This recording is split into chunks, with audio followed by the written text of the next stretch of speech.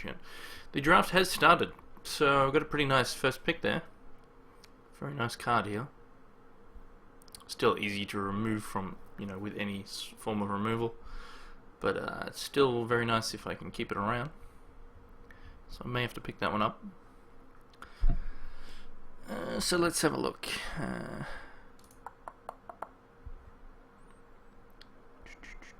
So welcome everyone else who's in the chat. Let's get this show on the road. So other good cards. I mean, Burn to the Ground is obviously very nice, and I'm actually tempted to take it because there's not many Ruby cards here, and people don't really get Ruby that much. So maybe I'll try it this time, because then maybe all the good Ruby stuff will get left for me. In saying that, I mean, Living Totem is really nice.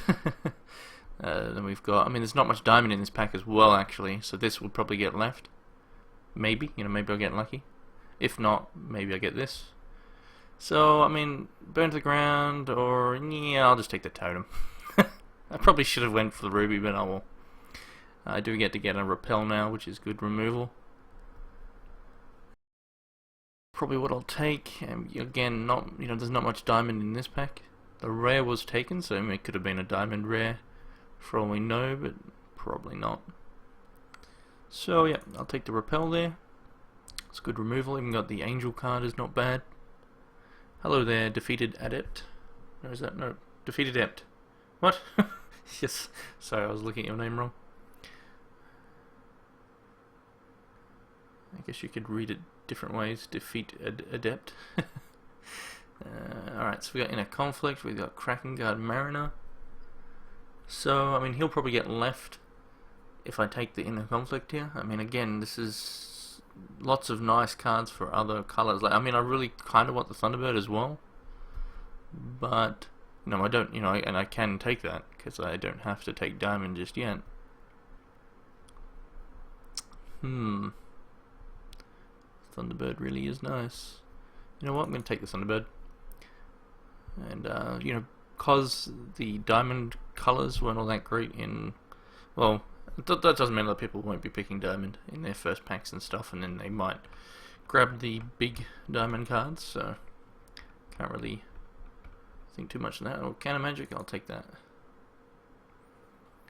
So I've got two Threshold Sapphire cards at the moment. You should have actually spent a bit longer. Should always analyze a bit of the packs and try to remember as much as you can, but I'm lazy. I'll just, build the best deck, build a good deck and then see how we go, sort of thing. Boom, boom, boom, boom. Boom, boom, boom, boom. So the other people are still picking. You can change different views as well for the cards that you've picked. So I'll just leave it like that for now, I guess. Actually, I'll leave it like that. So I've got a good synergy there. I've got the Living Totem with the Counter Magic, so you can leave this open, and then if they don't do anything you want to counter, you then get to put points into the Living Totem. So it works out rather nice. A lot of diamond cards in this pack. The best one probably is the Shield Trainer. This guy's actually also good though, because he's a socketable miner. But I want the Shield Trainer, so I'm going to grab him, because he'll make all my troops an extra 1 health. Especially if I can get him early game. Like an opening hand would be pretty good. Then everything I bring out is just that little bit tougher.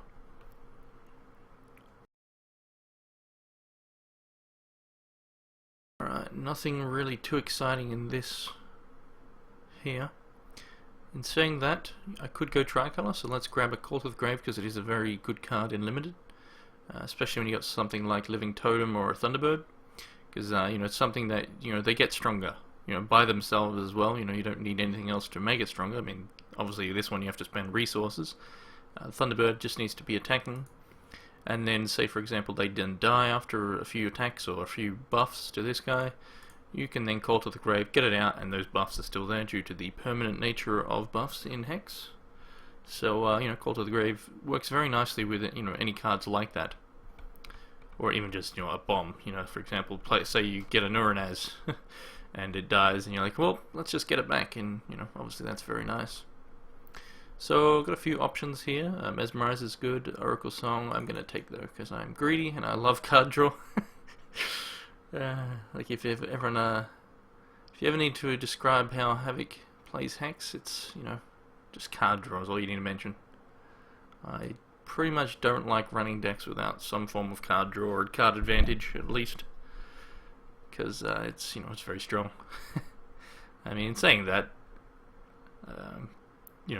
in some cases you just have to forgo the card draw. Like aggro decks and stuff, you just want to keep putting the threats on the board, and I mean, you pretty much, in that sort of situation, it's like, I'll get the shard there just because if I do go 3 colors.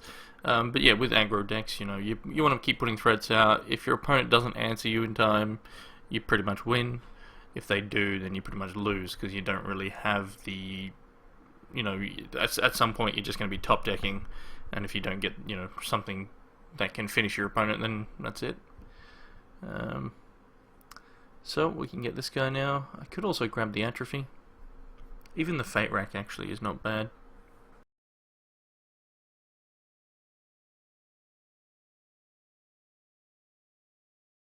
Yeah, a sec.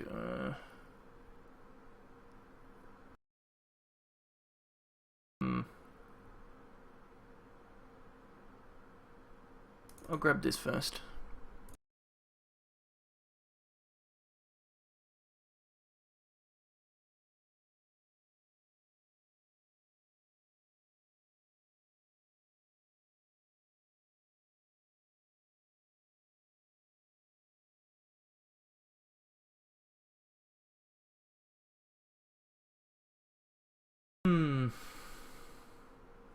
I'll grab the Pegasus here just because it gives me a little bit of health.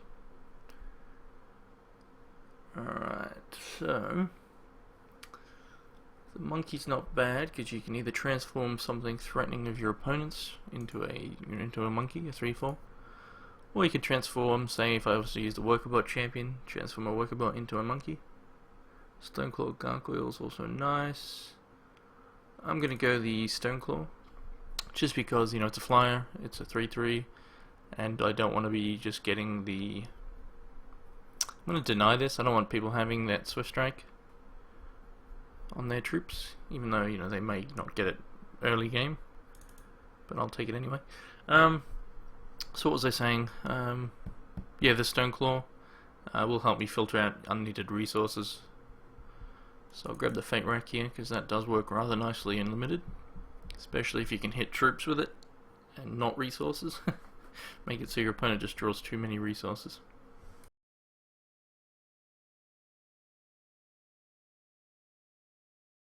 So I'll get the Shrimshaw there, that's actually good. I wanted him before, come on. I thought that was not going to give it to me then. So, construction plans. Oof, we got a bomb. We got a bomb. But damn, look at these cards in this pack. We got Murders, we got Corpse Flyers, I mean, obviously I'm taking the Malice Demon. I really can't not take it. I mean, it's such a hard card to deal with, being an 8/8 for 7. Obviously I'll be taking this, but like when the pack comes back around, we'll be able to tell, like when I see this pack again, we're probably not going to see this again, we may be able to get the Corpse Fly, just because people, you generally don't want to be, the threshold's a bit tricky, but it also may be gone, so we might not get anything too spectacular coming back around. But if this does come back around, then it means that Diamond pick up. There's not many people in Diamond if this comes all the way back around. Like, it really shouldn't. This guy actually wouldn't be too bad as well. But yeah, we'll get the bomb. So that was a nice grab there. Would have probably preferred a Nuranaz, but it's still very nice. But we did see cards in that pack alone that can deal with this guy quite easily. Like a Murder just kills him, Repel just kills him, and so on. So I mean, obviously, then in limited, it's called that for a reason. You're not going to get as many removals as you may want. So if they don't have it at the time you get this guy out, or they've used it already on previous troops, then they're going to be like, oh no, I shouldn't have killed that troop. Now this Malice Demon's on the board, and all hell breaks loose. So in this pack here, the rare is gone as well, or the rare or legendary. So whatever that was, the person grabbed it. So they maybe got something really nice of their own. So a number of decent cards in this pack as well. I'm probably going to just take the Oracle Song because, again, I love my card draw. I mean, the thing with Oracle Song is it doesn't affect the board state at all. I mean, it's good if you get it late game when you're sitting on like 7 resources or something, and you know, you're just like, well, that was all, you know, you got nothing in hand, you draw that, that's a good time to have it. Early game, it's a bit, you know, you don't really want it early game, because that's all you'll be doing. You won't really be able to do much else on your turn after using it, especially if you do it turn 3. So this pack, some nice cards for Wild here. 2 for 1 Squirrel, always good. So I might just take the other Counter Magic. Another Call to Graves, they're not bad, but this may get left. But I sort of want to take it just because I've got this big bomb of a Malice Demon. It's a tricky one. I'm just going to take the call. And maybe the Counter Magic gets left. Probably not. I mean, but I'll take the Call to the Grave just because it is a lot easier to play than something like the Counter Magic. Don't want to, you know, if I get it again, if I get it, you know, later, then sweet. Rockcaster's nice. Terrible Transfer's nice. I'm going to take the Rockcaster, 2 for 1. That'll definitely hit targets. And then, you know, if I'm lucky, the terrible, well, I don't really want the Terrible Transfer because I'm Tricolor, so it wouldn't be effective at all. But I may be able to pick up the Shards of Fate, which would be good. So we'll take the Rockcaster. Actually, let's switch this mode so we can see my Diamond, Blood, and, you know, Sapphire, and then we got Artifacts as well. So, this pack's not bad as well. I mean, I'm going to be a bit greedy here and take the Corpse Fly. Even though, you know, I am Tricolor and getting these thresholds met is not going to be easy. I mean, my Diamond cards, and Diamond in general, you know, you do have a lot of single threshold good cards. So, I mean, I don't have to stick with Diamond. I could always just go Blood, Sapphire. But it shouldn't be too hard doing Tricolor. Especially if I can get more Shards of Fate or other things that can get me some mana fixing. But I've done Tricolors in a number of drafts now. It's worked rather nicely. So I haven't actually looked at the chat. I've been too busy drafting, but I'm just saw your message now, Splice, so I'll read that in a second. Inquisition, obviously very nice. This guy's always pretty nice, because you can socket him with whatever you like. Inquisition, however, is pretty good, so I'll take that. Getting to get the information what your opponent has in hand, as well as removing their best card, is really nice. I mean, I'm probably not going to be able to play it straight up, you know, if I get it, say, in opening hand, I may probably have to wait, depending on my resource spread. Because, you know, if I stick with the Tricolor, which, you know, I probably will do, just because I can probably throw in, say, 5 Diamond resources and so on and so forth for, you know, a split between these two. But obviously these two would get them more.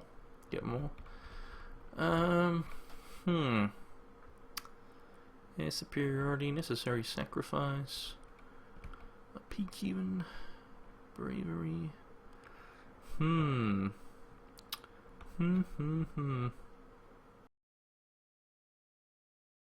Ah, yeah, Infinity Wars. I mean, I looked at it, didn't really play it. Because I've got Hanks. This is actually a tricky one. Got a decent amount of flyers. I could also run the Flying Champ. I'm actually going to get the peak, though. Because I was running out of time. Oh. Damn, there's some nice cards in this pack. So we got Phoenix Guard, Trainer, got Buccaneer, but the Brood Creeper is really nice because if he gets through, you start getting some spiders, which is good. And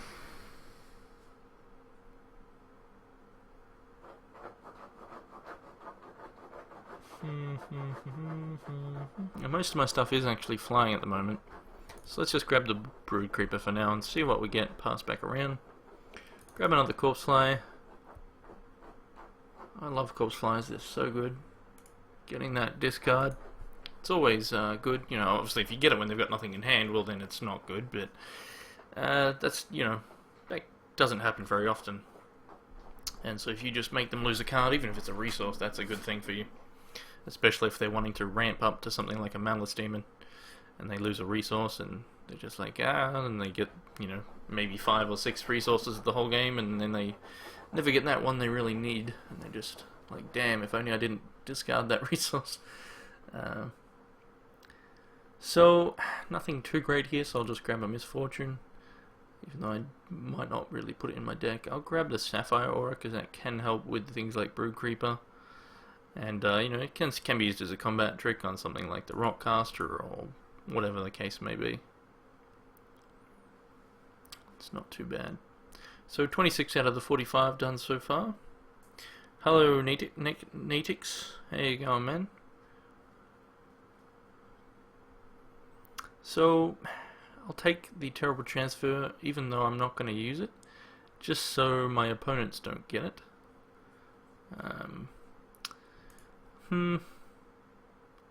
Yeah, I'll take that just so my opponents don't. And I'll grab another Shield Trainer, why not? That's fine by me. I'm happy with that. That was a decent grab. So...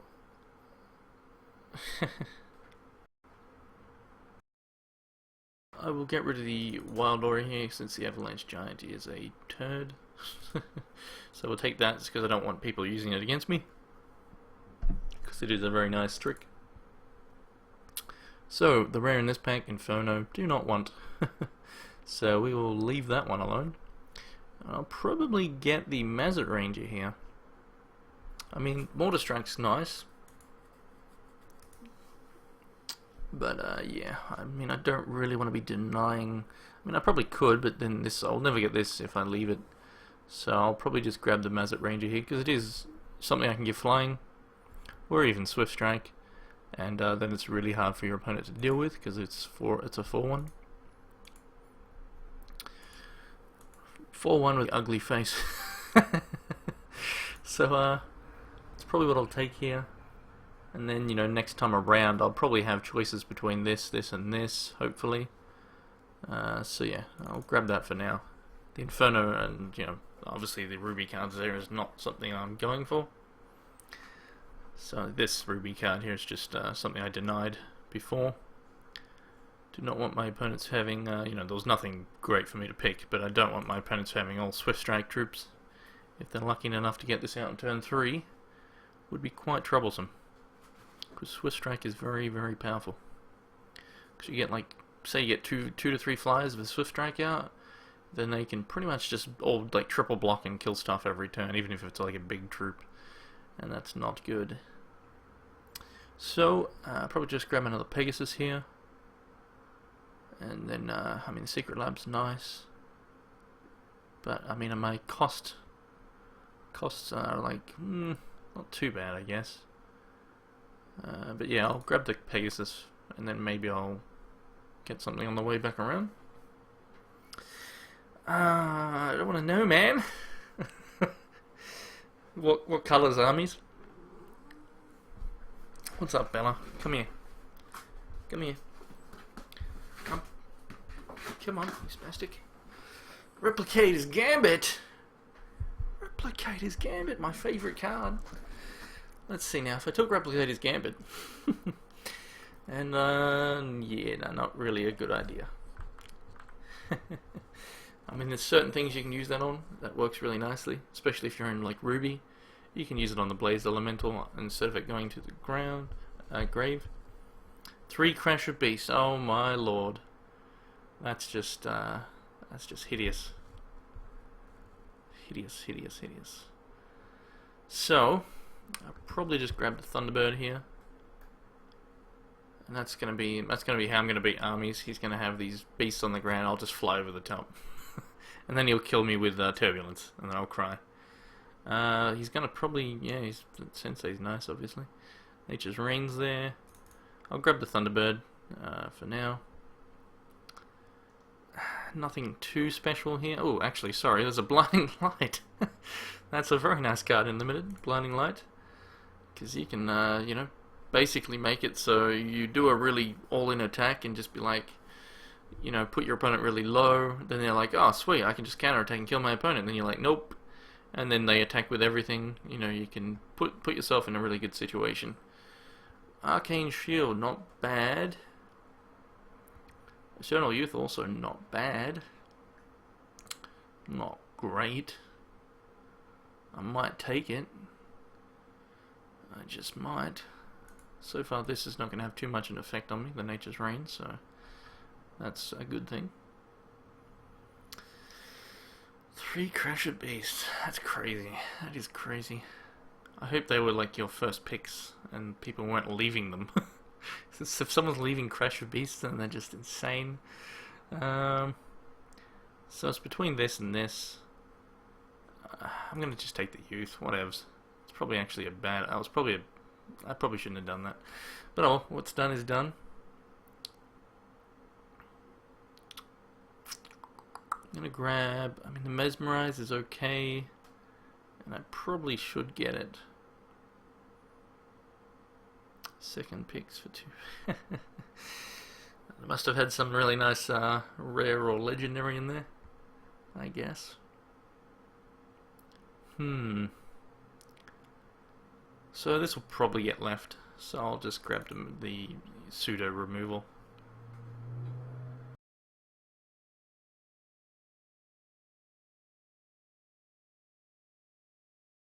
Righty, so... Guess I'll grab this guy, even though I could have grabbed the Stoneclaw. I'll get the Socketable dude.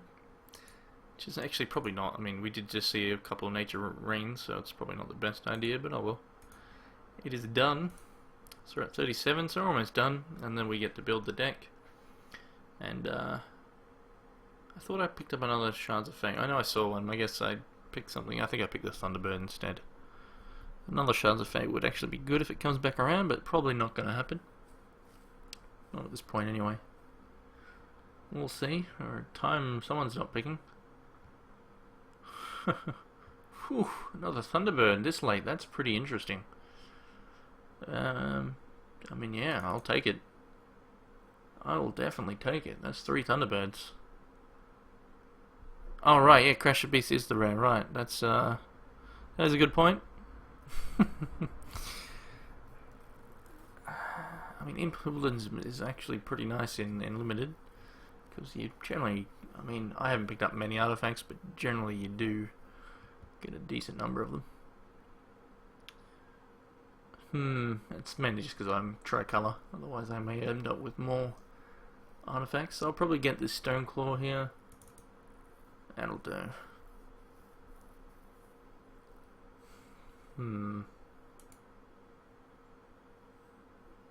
Ah, that thing. Not surprised that that's still sitting around. Nothing I really want here. I'll just grab the Windborn. So, last 5 cards to go. See what we get.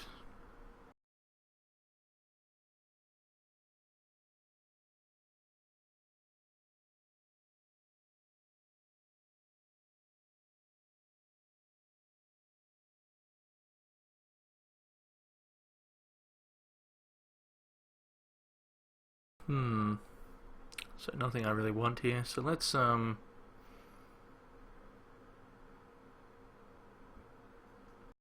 gonna pick that. I actually left the Nature's Rains in there just because I don't have many artifacts, so I don't care if someone has it. Nothing I really want here. That'll do. Not going to really get anything great at these last picks. Like pretty much nothing. Can't really pick too many high cost things. I'll grab the Swordsman. So last pick, it's going to be a Ruby card.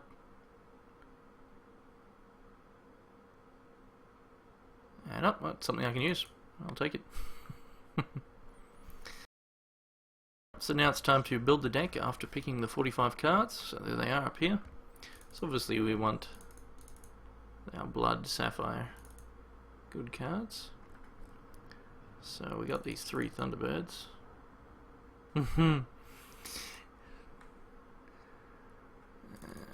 I mean, we know. I mean, because Armies is in the chat, we know what champion he's gonna pick.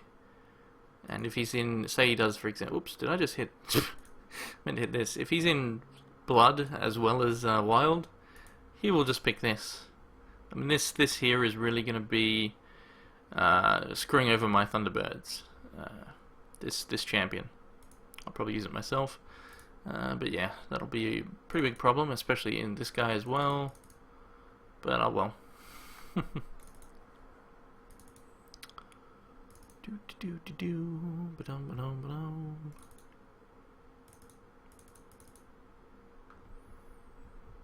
So let's see, diamond. 4 of those.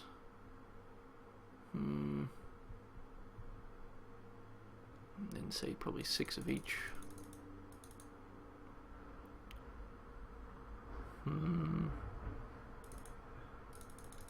Maybe something like a 4, 5, 6 with the shard, because I like to stick with 16 resources, so I can still add 6 cards here.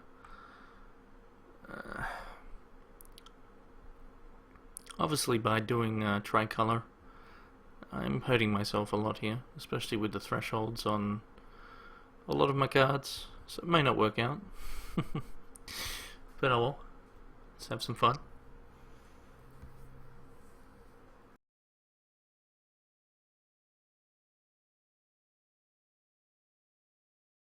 Gotten too many good cards.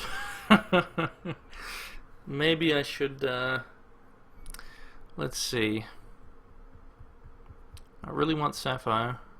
I mean, I want like all of it. I want all this so far. But there's a lot of, there's more than 6 cards that I want here. For sure. For sure.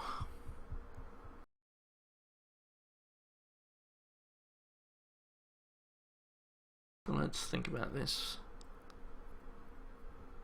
1, 2, 2, 3, 1. Diamond.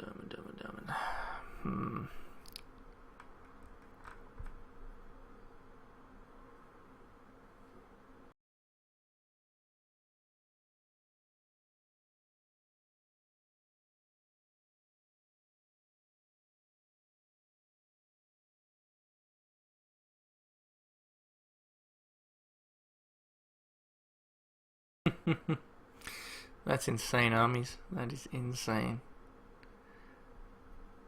Yeah, with a deck like that, gonna be pretty hard to beat. Especially when he's got 3 Crash of Beast. That's pretty insane. It's gonna come down to these Thunderbirds.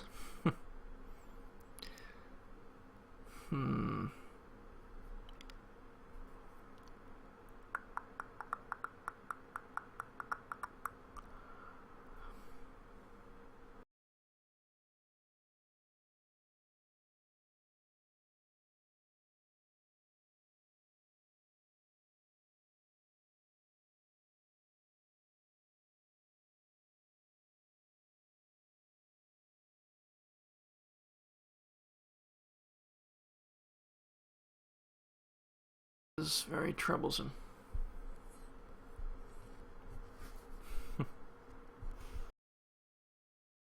don't know why I picked up the peak. It's a pretty bad pick. I pretty much have to grab some artifacts just because tricolor, at least there's something I can play.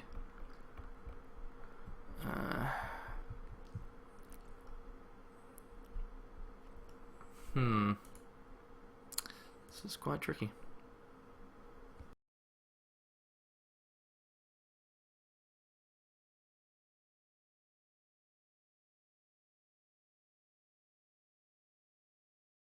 I don't need the Swift Strike.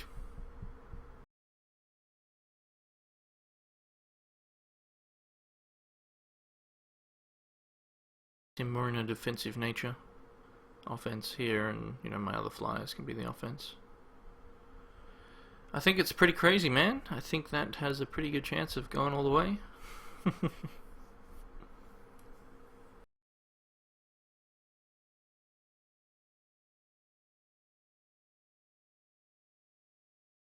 Should make this easier and untick the colors I'm not using.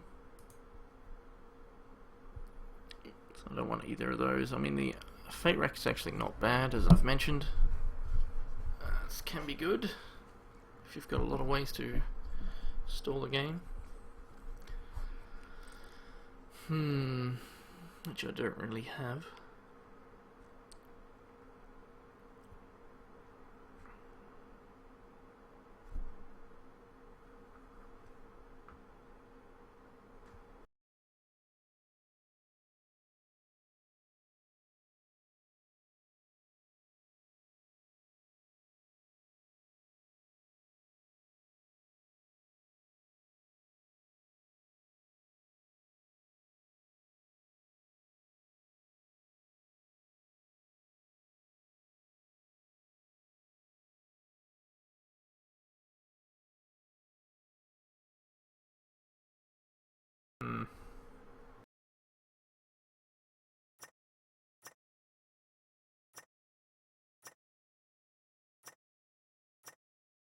I don't think this is going to work.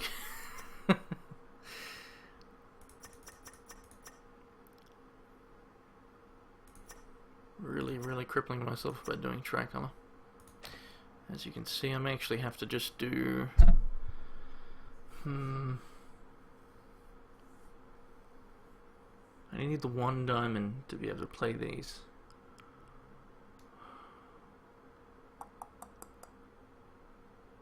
I mean, I'd probably be better off with going maybe diamond sapphire and just trying to win with like Thunderbirds and whatnot. But I mean, these are really good cards.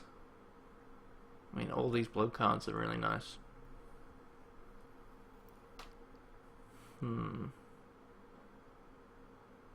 What I might do is do say like Sapphire Diamond, and then I can switch it up. If that doesn't work, I can then switch to Sapphire Blood or Diamond Blood. I can very easily switch in that break.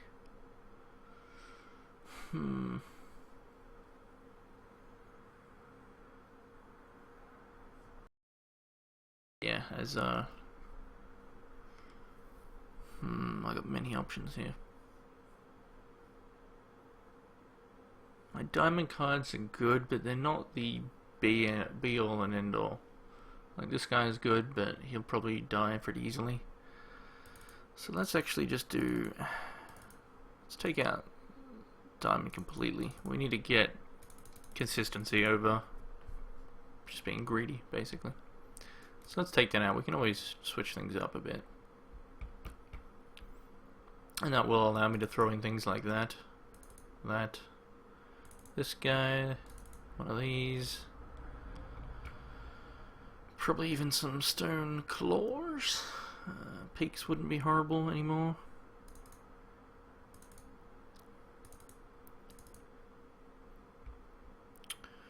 So, Wailing Banshee's good.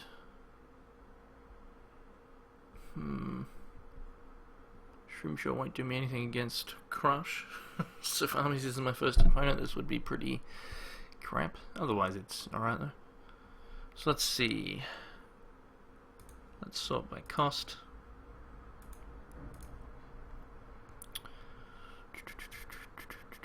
So as you can see, a lot of 3 cost, which I'm fine with. And then we start getting a bit higher towards the end. So that's fine.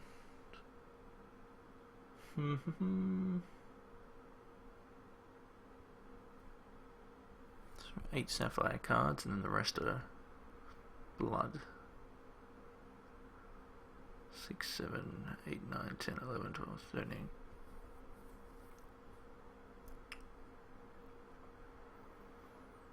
13. These guys are not bad, so I'll throw them in. So I can do something like that. Again, the thing with these guys is I do need the resources to be able to play this guy out.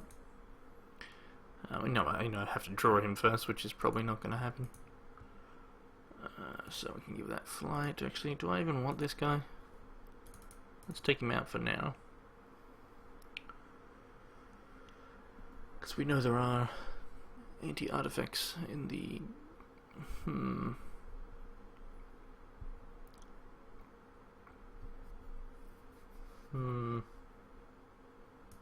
grab a peak, just one peak. And we'll grab one of these.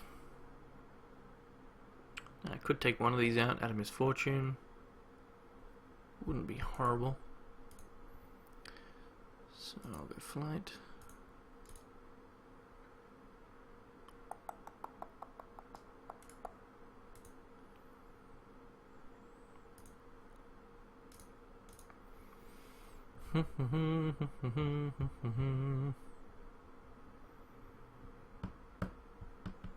So let's test that now. That's a really nice opening there. Getting the Thunderbird, then a Thunderbird, having a Call to the Grave. Not bad. I mean, the resources are a bit lacking, obviously. Only getting 3 by like turn whatever, 5, 6.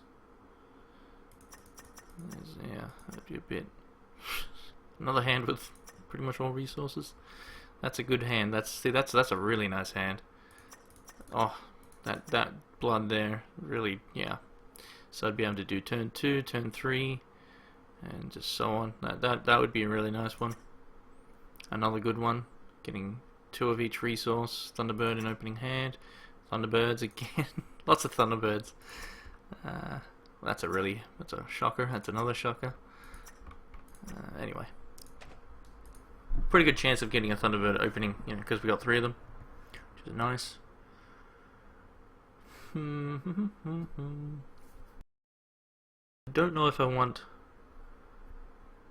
more of this guy. Take one out, and I'm gonna put in. I'm tempted to put the Fate Rack in, but I think I may just put.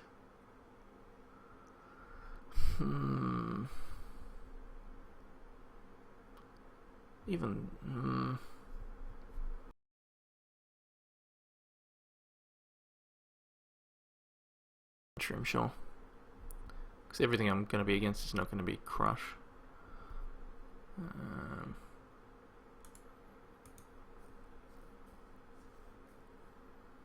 So I got really good offense, but my defense is very lacking. Like, my defense cards were pretty much in Diamond, with like Repel, Blinding Light. I mean, I didn't really get. I've got Removal in here. I've got Inquisition from hand, Corpse Flies from hand. I've got a Counter Magic, I've got a Rockcaster, I've got a Terrible Transfer. Atrophy can work if I combo it with this. But I don't really have anything that's just like, let's remove any card we like. It's all very situational. But that'll do. We are almost, the time's actually, I've taken way too long stuffing around, so it's probably me everyone's waiting for. Okay, it didn't start instantly, so I guess not. That's good.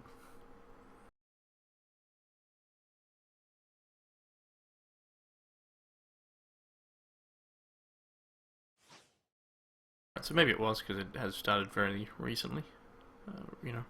Quickly after I click save. So let's see who we're against. Is it going to be first up against armies? We're about to find out. Nope, because that's a mill deck. Which is, bugger. So I got 2 blood, 2 Thunderbirds. That's not what you want to see. Not what you want to see. That's pretty damn problematic. Probably gonna have to draw again. Not much point keeping these when I have to then draw 2 Sapphire. I mean, I could, I could keep it. Maybe I'd get lucky and draw 2 Sapphire, but who knows? Not having anything I can really do at all, like, is not really something I can keep, because there's nothing here that is playable. So he's taken a while to think, so maybe he's going to mulligan as well, which would be good if he does. He could also just be AFK, because he probably saved his deck a while ago, and was waiting on people like me. So let's get comfortable.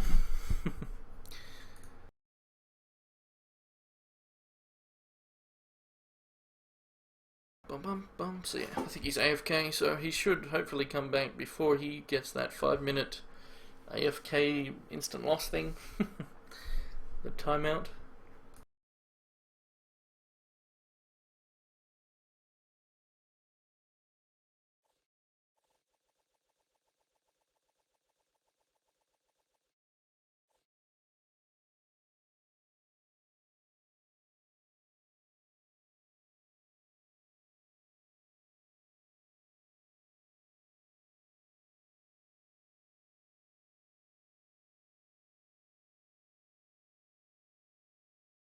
mean, unfortunately, he's already taken almost 2 minutes. So he's got 3 minutes. Oh, there we go. So maybe he was, I don't think he was thinking for that whole time. Oh boy. He had to mulligan twice. 3 times. Oh, that's really bad for him. That is not good. So I'm just going to type in ouch.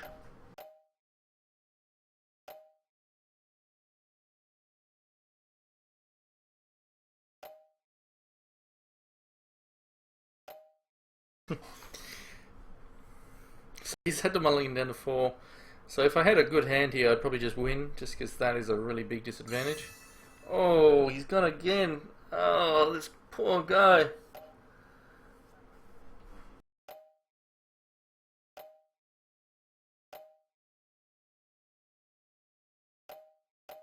Get a single land and all that. That is insane. That is quite insane. Okay, so he did the probably. I mean, he could have waited to see how many times I'd have to mulligan. But yeah, I mean, as long as I didn't have to mulligan like more than, say, if I mulligan twice, I'd still have a really big advantage. So not too surprising to see him tap out there. So let's see. Yeah, I'm still happy with what we got there. So I'll leave that. Hit save. But yeah, maybe he just didn't include enough resources, or he's just like really, really unlucky. So I mean, that's a bit unfortunate because that is, one game we now. If I win this one, then that'll be done. We only get to see the one game against this opponent, so we may then have to wait, 10 plus minutes for other games to finish. So we need. All right, so that's keepable. I'll keep this. Like, it's not the best, but it's actually not bad, because all I need to do is get 1 sapphire or a blood, and I'll have something I can play, either turn 2 or turn 3. Obviously the sapphire first would be beautiful. Like if I draw a sapphire now, or it doesn't actually, because he went first, it doesn't even have to be now. It can be, next turn. And that peak will potentially help me, it'll get me, if I got nothing else I can play next turn, I'll just play the peak to try and get, increase my, draws, just so I can try and get those resources. Because a blood or a sapphire will do well. Play out the sapphire first, of course, just in case I hit one. And then I'll be able to play out the Thunderbird. He's already starting the mill, so if I see a sapphire here, it's going to be pretty... okay, so you got rid of a Shroomshaw and a blood. So the Shroomshaw, not a big deal. That's wasn't going to do me anything, really, especially if he's like just heavy removal and mill and stuff. But yeah, mill is really annoying. So I do have a Call to the Grave, so if he does mill something I want to grab, I can do that. But yeah, mill is super, super annoying, because as you can see, my deck's already down to 29.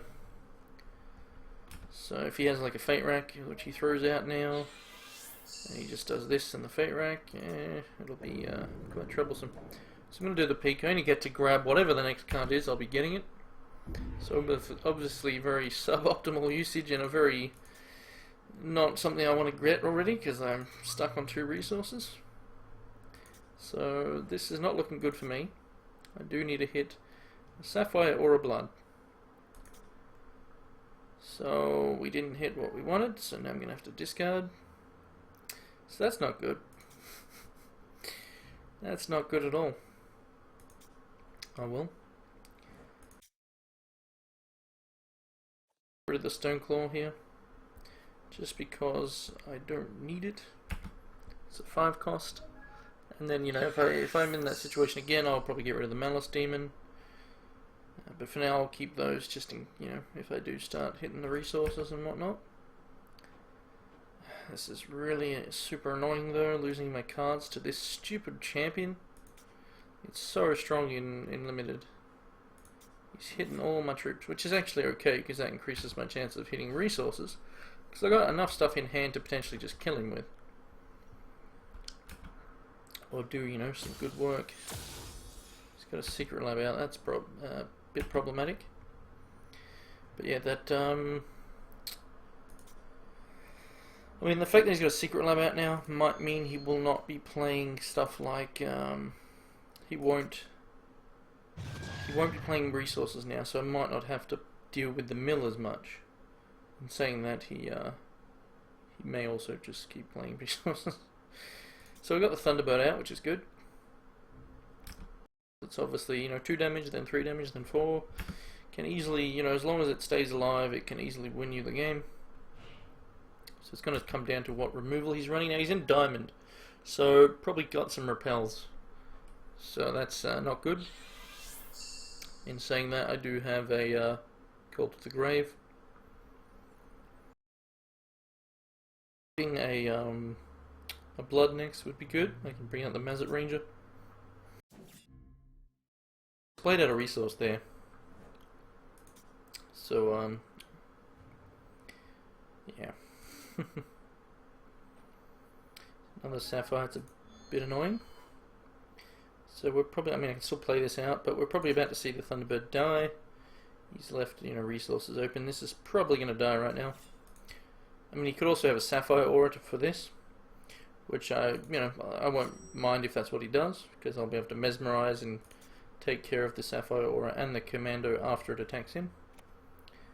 So okay, it's similar. It's a transform. So he's doing the Angel one. So I'll be able to deal with that. So I'm dealing with 2 cards with the Mesmerize. I'll take 4 damage, but not going to be probably dying to damage. It's probably going to be me getting milled. So that's fine. Obviously he blocks here, and I expected something. I didn't really care about losing this though, to be honest.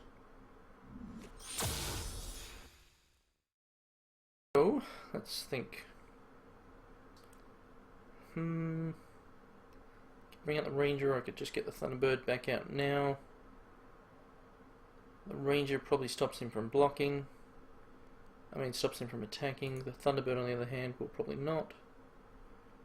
So make sure we get the one that's already raged. So I'll grab it out. This is probably not the best move here, but whatevs. If I played this out, he'd probably just think I'd block. I want him to attack so I can then mesmerize it. He may be, you know, oh, I can get 4, he gets 3. You know, he may also just leave it up, which, you know, not a big deal. Let's see what he does. So he did attack. So he did what I wanted him to do. So that's good. I mean, saying that, he could still obviously bring out a flyer. That'll deal with this. He also could have a repel still. But at least now I've dealt with this. So that's the Cavern Commando and that gone. So that's good. Pity I didn't, yeah, I mean I have to do the Mez. And the Thunderbird probably will die here to a repel. I mean, he's got 4 cards in hand, he's left resources open, so I'm pretty sure the Thunderbird's going to die again. But I mean, we have to make him use them. So that's all we can do, really. And there's the repel, as I called it. It's pretty obvious he would have something. The fact that he's in Diamond, you know, yeah, it's a no-brainer really. So he's filtering. So he's going to maybe, if he throws a Royal Resource, that'll actually be good. He does, so that means I'm not going to worry about mill at the moment. So that's good, because I mean, if he's thrown it away, then obviously he wants other cards. So that does mean, I mean, mill, he would have to do this still a fair bit, but it's still annoying. So I do need to still pick up another Blood. Then I could Rockcaster. So he's going to filter again, probably another resource. So let's see what he does. So I would like to be able to play, if I get the Blood, I can then play out the Corpse Flyer and a Thunderbird, which would be very nice. That's ideally what I want to do. So he's filtered again. He's got 4 open, so must have, you know, a lot of reactionary stuff, I would say. Obviously not many troops. Damn, get another Sapphire. So that's rather annoying. So I guess I'll play out the Ranger, just because it's using my resources more effectively. It's a bit annoying not getting what I would like there, but what can you do? He's you know, in a similar boat. He could also be waiting for a Sapphire. I'm waiting for a Blood, so he's 4 on that. I'm 4 on this.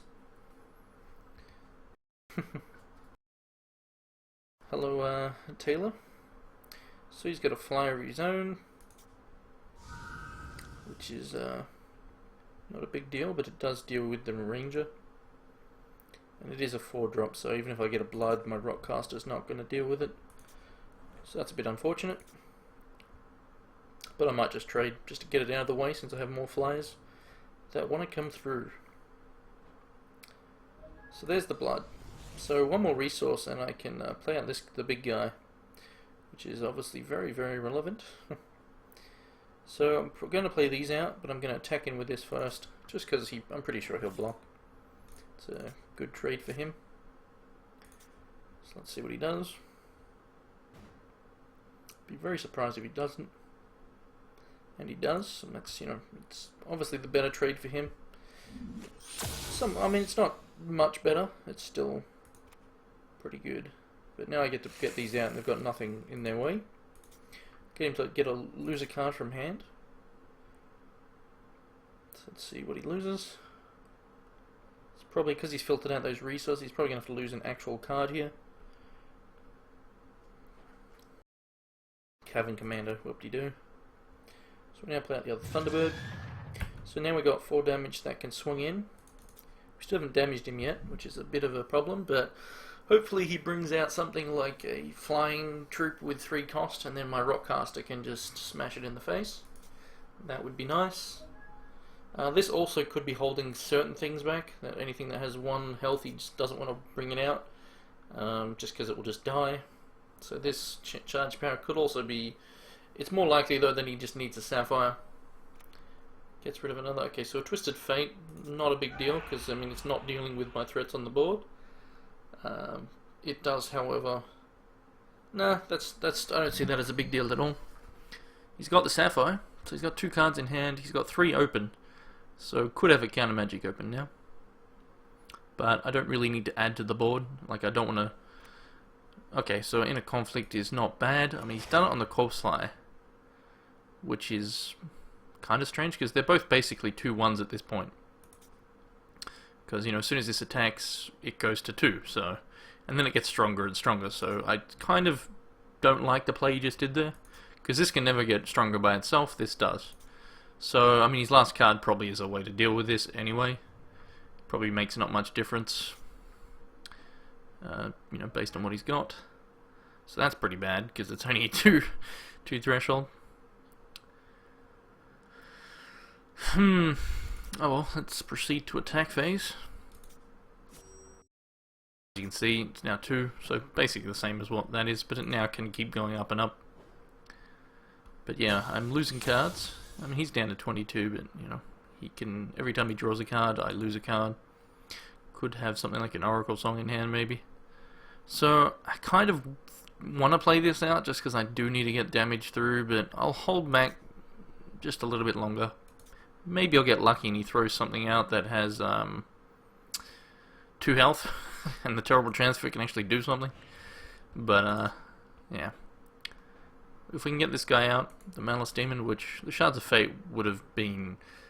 got me to the resources, but not on the next turn. I would have had to wait another one. So the Shards of Fate, losing that is not a big deal. So he's filtering here, so whatever his card he'd either just drew or had, something he didn't want. So it could be another resource, because he shouldn't really need more than 6. Unless he has a big card like me.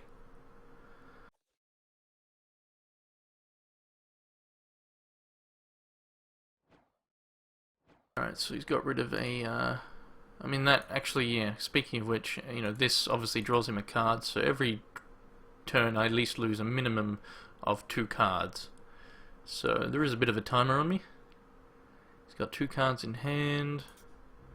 So yeah, I really do need to get this guy out, and hopefully, like, I attack him with this, he repels it, I play out the Malice Demon, and then he's like, shit, I don't have any more removal left. That's probably what I'm going to need to do, and there's the... I mean, unfortunately it wasn't a blood, so my Terrible Transfer is still pretty terrible. So, we'll now attack in. If we lose the Thunderbird to a removal, and that was his last one in hand, that'll be great, but I mean, he could have picked up heaps of removal. He may not even have any. He could have a counter magic, and I kind of have to risk it. I probably shouldn't, but I mean, I'm losing cards rapidly, And if he's got it, he's always going to leave it open, so you just have to go for it and hope he doesn't have the counter. And I guess he didn't, so that's good. It's very good, but yeah, I mean, if he has any form of removal, it will obviously get targeted in a conflict or something, perhaps. But yeah, we'll see what he does. At least the Thunderbird will still be there. So he did have a Dingler.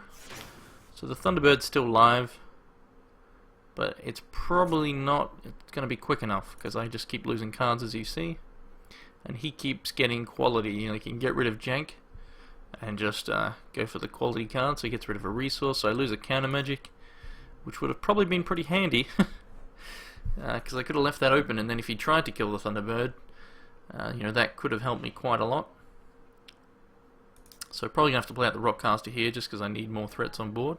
Oracle Song, however, is nice, so I'll use that first. Oh, actually it's not too nice because that means less cards in my deck. However, I did get a Call to the Grave. So we can get the Malice Demon out. We could also get a Corpse Fly. Make him lose a card. It's going to do 4. Or I could even get the counter magic. No, sorry, I mean I can only get a troop, sorry. Stupid me. I could even just... I'd probably have to just grab the Malice Demon. Wait, where is the Malice Demon? Wait, what did he do? Oh, he dinglered it, never mind. So yeah. Derpity derps. This is tricky. I mean, I could get I can get this and actually play it. Oh, the Thunderbird here is on 3. That's actually not bad. So let's see. I'm on 5 resources, so I can get the Mazet Ranger. But basically, this is a 4-1. You know, it's the same as this. So either way, it's not much of a difference. That's a tricky one. Corpse Fly could, you know, hit something nice. Bugger. I'll just grab this Thunderbird. This is probably, this decision is probably going to be the decision that either wins me the game or loses me the game. So, you know, had I got something differently there, and could, you know, that decision was probably the most important one in this whole game. So, let's attack in for 4. This puts him down to 11. Next turn we get to attack for 9. Getting very dangerously low. So yeah, that decision there, like I said, probably was going to be... That's probably the most important one.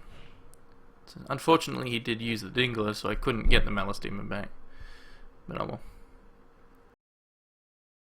So we got 2 threats on board that are, you know, 5 and a 4 damage.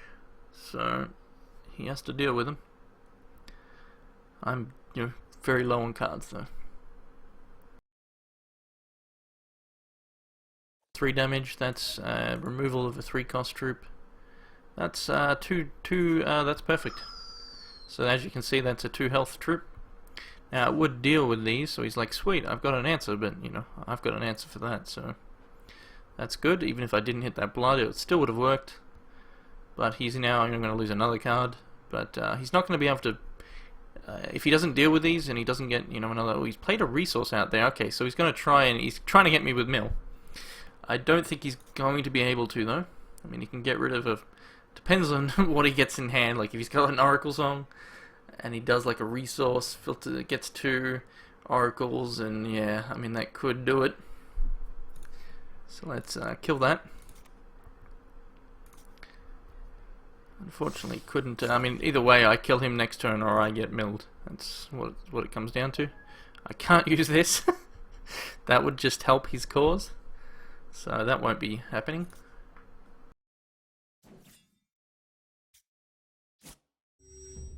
So there's that 9 damage.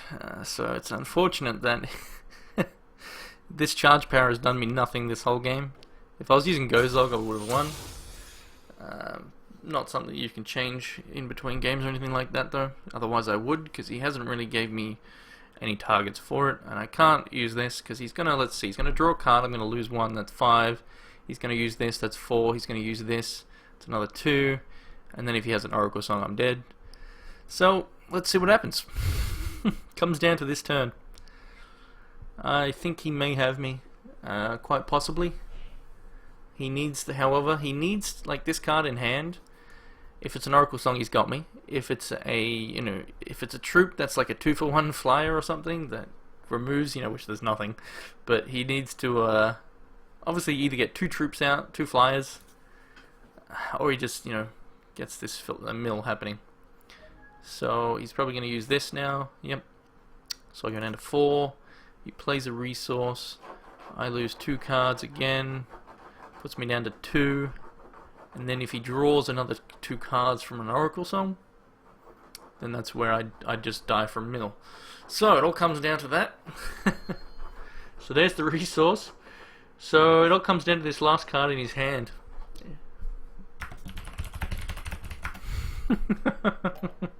If he's got the Oracle Song, I'm gonna laugh my ass off. Or something, that gets him.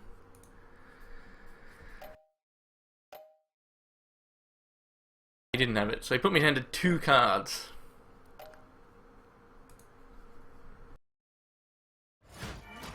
Right. So yeah, he made some mistakes, I made mistakes. But in the end, we came out on top by that 1 turn. All he needed was 1 turn to win, but I was going to get him the next turn, so thank you, Thunderbirds. Good old Thunderbirds. So yeah, I think with what he's running, I need to put more pressure on early, so I can probably take out like my big troops and just put in little troops, basically. Because like he's got enough removal to deal with the big stuff, where I'll make him think, oh, I can't use all my removal because of those Malice Demons and stuff like that, and I'll just put in like, I can put in, where's my damn thing? What's happening? Oh right, the first game he AFK or whatever and mulliganed. Yeah, bugger! I wanted to go against him again. That's unfortunate. I was forgetting. I didn't even look here. Yeah, that was the second game, because the first one he mulliganed down to 3 or something. So that's unfortunate, because that was a good game, and I would have liked to play him some more. But oh well. So Neo has 1-1. Isengard, which is army. No, yeah, that is armies. So they're versing each other, both one each. So who's going to come out on top? Crasher Beast or whatever Neo picked up. And we got Kaya, which is trying to remember his name in the chat. It is Elmans, which is Kaya Moorhen against Snookied. And then we've got whoever his opponent was at the end there. Probably AFK'd and didn't come back. Which I guess was Taylor, maybe. So that Wanzin is probably Taylor in the chat, I would assume. I'm sure he'll say if that's correct or not. But considering his comment, that's probably the case. Doop-de-doop-de-doo. So I'm just going to do some stuff in the background.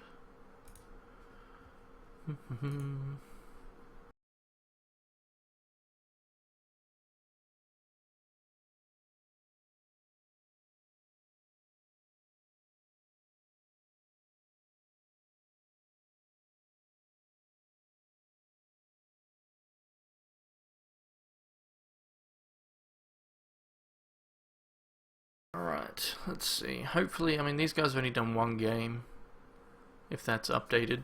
So I'm going to take a quick break. My dog wants to. Okay, she's jumping all over my desk, which just opened a program on my computer. So, yeah, I'll be back in a minute. I let the dog outside. The Bellas. So I guess those up. Kaya has been knocked out. Oh, so pretty much everyone's complete except Neo and... So I better be quick. So yeah, I'll be back in a minute. Hopefully I don't time out. I shouldn't be more than a few minutes.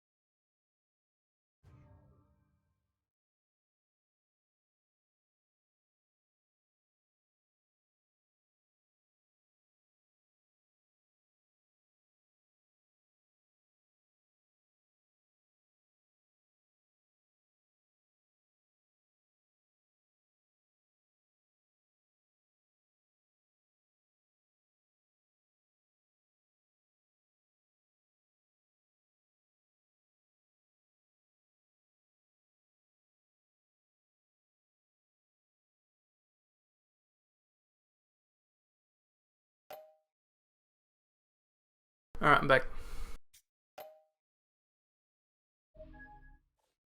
Had to get my dog in from outside. So I'm going to play out the Sapphire here. Well, okay, it doesn't actually make any difference, but I'll do that. So, let's see. Didn't draw more than one copy of Crash. That's pretty unlucky. And the dwarves beat you. Okay, I guess I'm going to go up against Volcanon if I get up against Nero, that is. My opening hand is not bad. I can do a Corpse Lie on turn 3. Get me a 2-for-1. And then if he kills it, I can get it back and do it again. So, he's done a blood. So I went first, which is actually good as well. Volcanon? Okay, fair enough. Fair enough. That's interesting. Getting beaten by dwarves and not Volcanon. That's quite interesting. Yes. Did he have the 6-cost thing that turns workerbots into like warhogs? Because that thing's damn crazy unlimited. So yeah, that's all I can do there. Pass it over. Parabots are obviously pretty nice.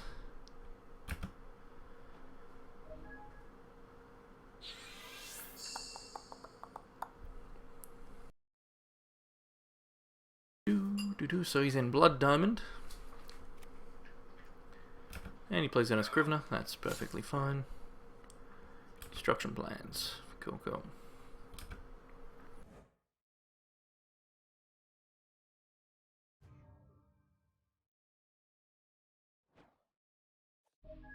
Damn it. So I'll play out the Corpse Lie here, because I can then start attacking in with it. Make him go down to 4 cards as well. Which, you know, even if he dumps a resource, that could potentially slow him down significantly. Especially if he, unless of course he has a handful of resources. We'll see what he dumps. Pretty certain it'll be a resource. But if he doesn't, then it means he needs the resources. So he doesn't get rid of a resource, so he needs it. So that's good, we get rid of a troop. And my dog is now deciding to eat my bedding. You little mongrel. Oi. Little mongrel. She's got toys all over the place and just decides to eat my things. I'll be back in a second.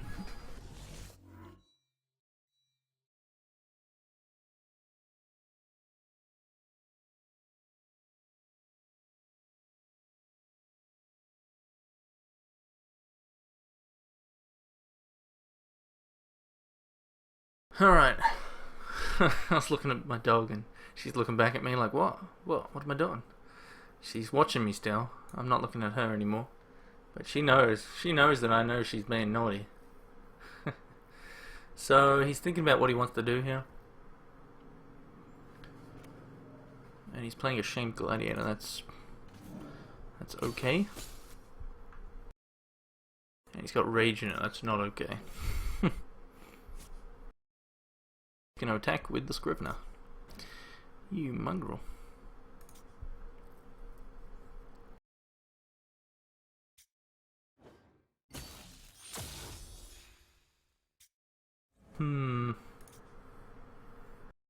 Good thing about having the blood resources is the terrible transfer is better for when I use it.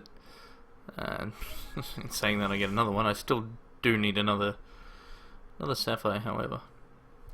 So I could get rid of this Scrivener, and I will. Even though it's not that great, I'm going to do it just because it will keep giving him health every time he plays a troop, and it's not something I'm going to be blocking, so it's just free damage for him. So I'll do that, and I'll probably be, I guess, doing the... Could leave this back to block. Call to the Grave, so on. Probably just do the call. I'll do this. I'll do it now. See what I get.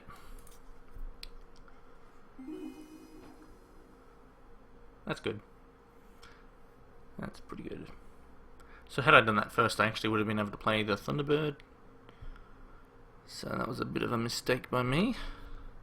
Actually, no, never. Well, probably, yeah. No, I still would have been at 4. Never mind. I'm an idiot. So let's see, do I want to leave it back as a blocker? I think for now I will, because I can always do that, so I'll leave it back, just so I don't take the damage. Because it does have rage, so he will do more damage to me, and it will just keep getting bigger, so may as well block it, or at least stop him from attacking maybe. I mean, he also, if he hits a resource, then he can give it +1/+1.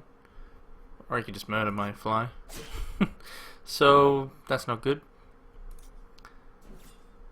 But, so that's now a 3/2. I mean, I can kill it with a terrible transfer, so there is that. And I actually may even have to, because I can't just let it keep getting, you know, rage. And it's sort of like how he's going to have to kill my Thunderbird. Same thing. Unless I get a troop that can block it. Which, you know, who knows? So play out that. Now I could get the Corpse Flyer out. Yeah, that would be my best choice, I think. Well, not if he gets a resource though. Let's think. Alright, so I should have actually thought about this before playing the resource, because I could have technically done a terrible transfer and gained 4. But by playing the... yeah, I'm going to only gain 3 now, but oh well. So I'm going to leave it open. But yeah, I should have thought about that first before playing the resource. Because I was thinking I was going to play the Thunderbird, but I've changed my mind. Because what I want to see him do here is I want to see him play a resource. I want to then see him buff this guy to a 4/3, and then obviously it will get a rage again. So I want him to buff it. I want him to use this charge power. He probably won't, because he doesn't need to. And I mean, he has to get a resource to do it. So maybe I should have done the Call to the Grave and all that, but oh well. Wailing Banshee, that's not a big deal. So that's all he's doing, so let's just kill this. So yeah, suboptimal usage. I could have obviously done it for more. But you know, a bit of a mistake there. Could end up biting me in the arse later on. So he's played out this. Next turn I can now do the Call to the Grave on the Thunderbird. I mean, on the Corpse Flyer, play that, and then the Thunderbird as well, because I'll be at 6. So that's good. Because then I make him lose a card, and I'll have 2 flyers, whereas he only has the ground troop. Right, it's not bad. So I don't really need more Sapphire, so I mean, I don't really need anything here, but I'll do that. So grab the Corpse Fly. And he's going to lose a card here, like it's not going to be a resource. If he had a resource, he would have played it. So whatever he loses here, it's going to be pretty decent. Okay, in goes the discard. See what he decides to get rid of.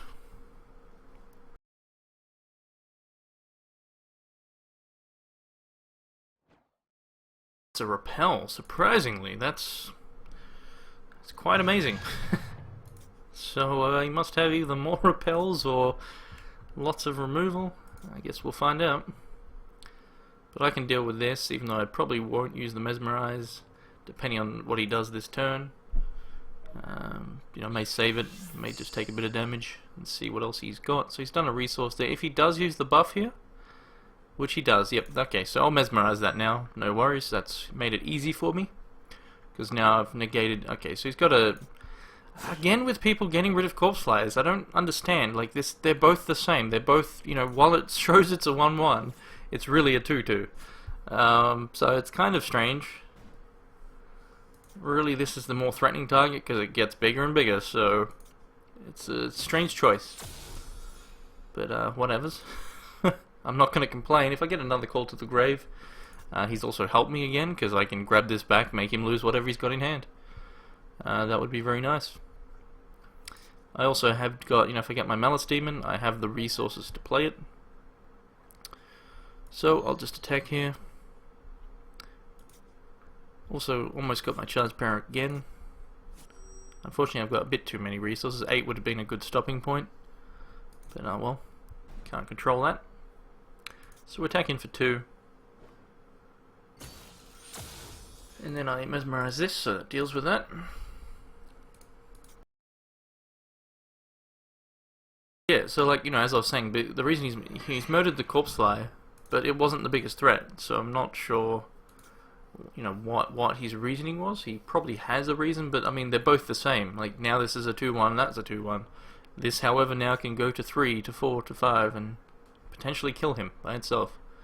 So, you know, strange choice, but, you know, he's got 2 cards in hand. He's probably going to kill this with a repel, maybe. Who knows, we'll find out. So I would like to pick up a Malice Demon. So I'll play out the Sapphire here. Just to get a nice 4-4, even though it does nothing. I'll just do it anyway.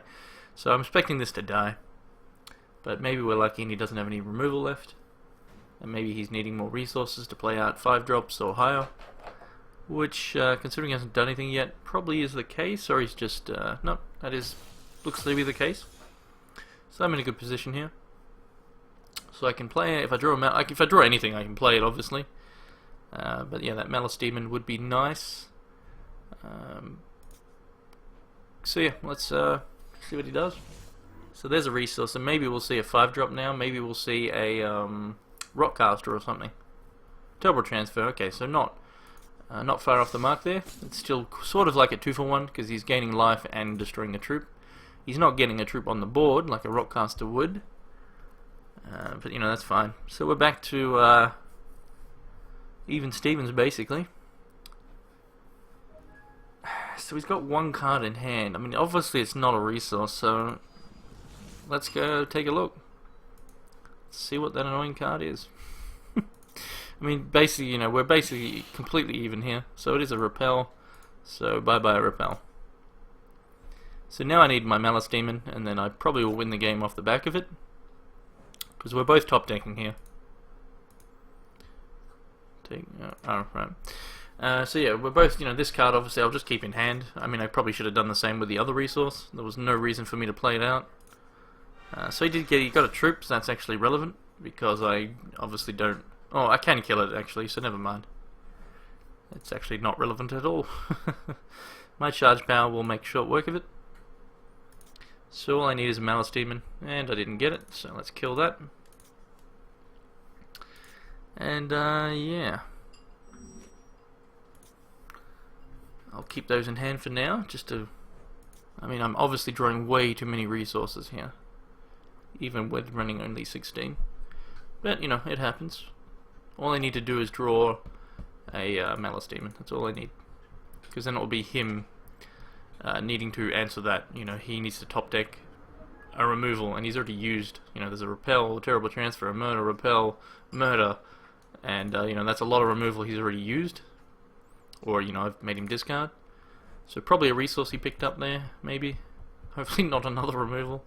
But yeah, if I can get my Malice Demon and he doesn't have the removal, that'll be very helpful. That doesn't really help me at all. I will, however, keep it in hand at the moment, because you know, if he does play out a troop, it's, you know, at least I can potentially remove it. I don't want to play it out and then he brings out something that I could have removed, because it's not going to be enough to win me the game, just a Rockcaster on the board. So he plays out a resource there.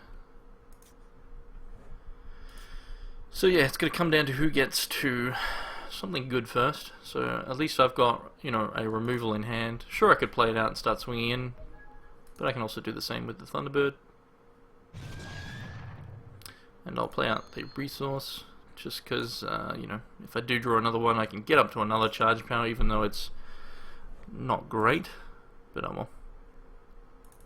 So let's see what he does. Maybe he's got... I mean, I'm not going to be sad if he removes this. Like, if he kills this from removal, that's a good thing, because then my Malice Demon, that big bomb, is, you know, unless he drafted, like, so much removal that he just has an endless supply. Very unlikely, so, yeah. It'll actually be pretty decent. That's if I can draw my Malice Demon at, you know, like, next turn would be obviously great. But, that's okay. It's another threat on the board. So let's proceed to attack. Get 2 damage in. Potentially. You know, he could have the removal, but he probably wouldn't want to use it just yet. Like, it wouldn't be smart. It'd be smarter to take the 2 damage and then see what your opponent does for the rest of their turn. If they bring out something better to remove, which in this case it isn't better to remove. So he might then go, well, I can't keep taking, he'll take 5 otherwise. If he may still have to wait though, because they're not, the Thunderbird obviously is a decent target to remove. But that's even if he's got it, which he might not have. It is just one card, could be a resource. So, yep, if he does have the removal, he may just take the 5 and then wait to see what I do, which unfortunately I did get another resource. I'll do the Sapphire.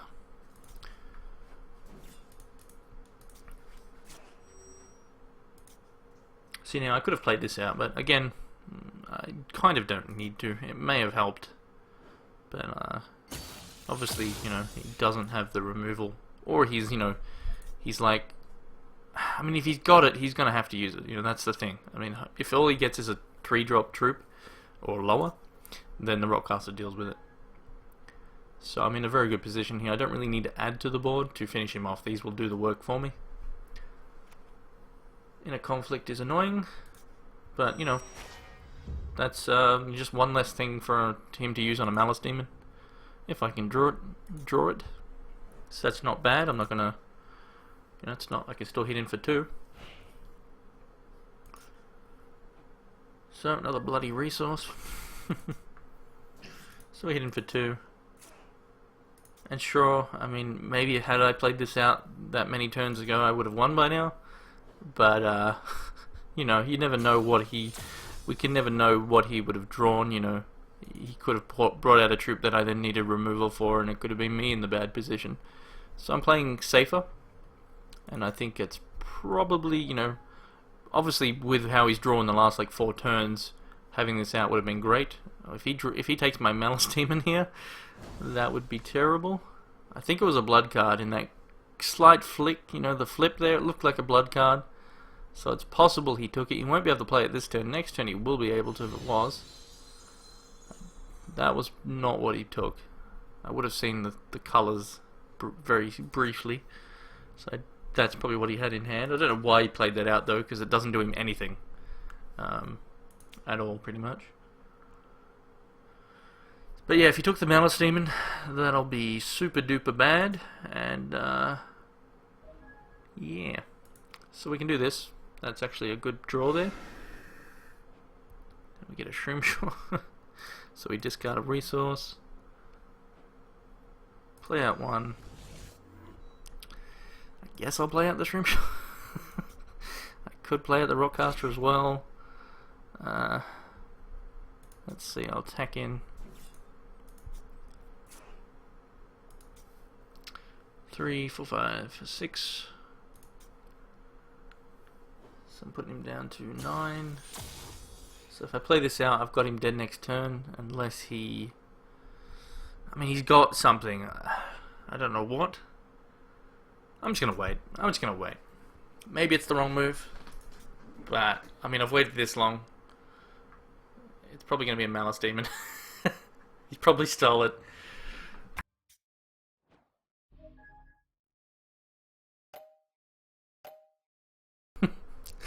It's going to be pretty funny if that's what he stole.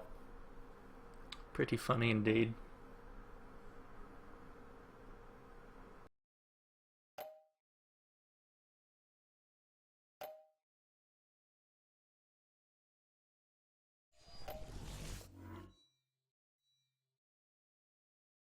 Asking if it was something blood. Okay. It did look, then when it flipped, you get to see it very, very briefly. It did look like it was something blood, but yeah, maybe it was just trash. Maybe it was a resource. Maybe it was the one he just played. So yeah, had I played this, I would have won, but I'm still obviously in a very good position where I just probably going to win this anyway. And now I do win it. That counter magic now wins me the game, because it doesn't matter what he has, I can stop it. So I don't even, don't need to bring out the Rockcaster. If he brings out a troop that the Rockcaster kills, well, I don't need to waste a counter magic. But having a counter magic right here in this situation means there is nothing he can do to stop me. There is absolutely nothing, because he needs to, he needs to, for starters, kill this, because that's lethal. He needs to then kill both of these, because they're lethal. So He would need to basically kill at least 2 of my troops, and obviously he can't do that because I've got a counter magic. So, yep. So that is gonna be game. Thanks to the counter magic draw there. Pretty much nothing he can do. He's I drew a lot of resources. He's done the same lately. It seems he may have just more in hand.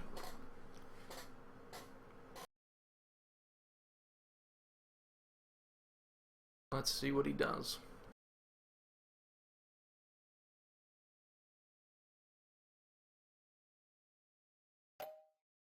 I'm guessing that's a GG. All he got is resources, which, we both did. Alright, so nothing I really need to change here, so I'll just save it. That's fine. So yeah, we should have a patch in about 4 hours and 37 minutes, I believe. And then we should be getting some new cards and probably just bug fixes and whatnot. Maybe even pack opening. We may be able to emulate the pack opening experience, even though we won't, be able to purchase anything yet. We may just be able to, like, dummy purchase, basically. Fake purchase packs and all that, and then open them. Just to, make sure there's no bugs, which they probably already have tested enough, but when you get a lot of people testing it all at the same time, maybe a bug crops up that they didn't get in their internal testing. Who knows? So you need to, you obviously need to test a lot of aspects, if not all of them, on a large scale. So Bella has came to join me. Sit down, you mongrel. So he's changing his deck. So let's think here. I could take out the shroom show. I'll just leave it. I mean, I've already hit save. It's fine. I could have taken him out though and put in like another effigy, because that's not bad. Tempted to do it. Could also give these guys a rage, because he didn't really throw many troops at me, did he? Oh well, the game's starting.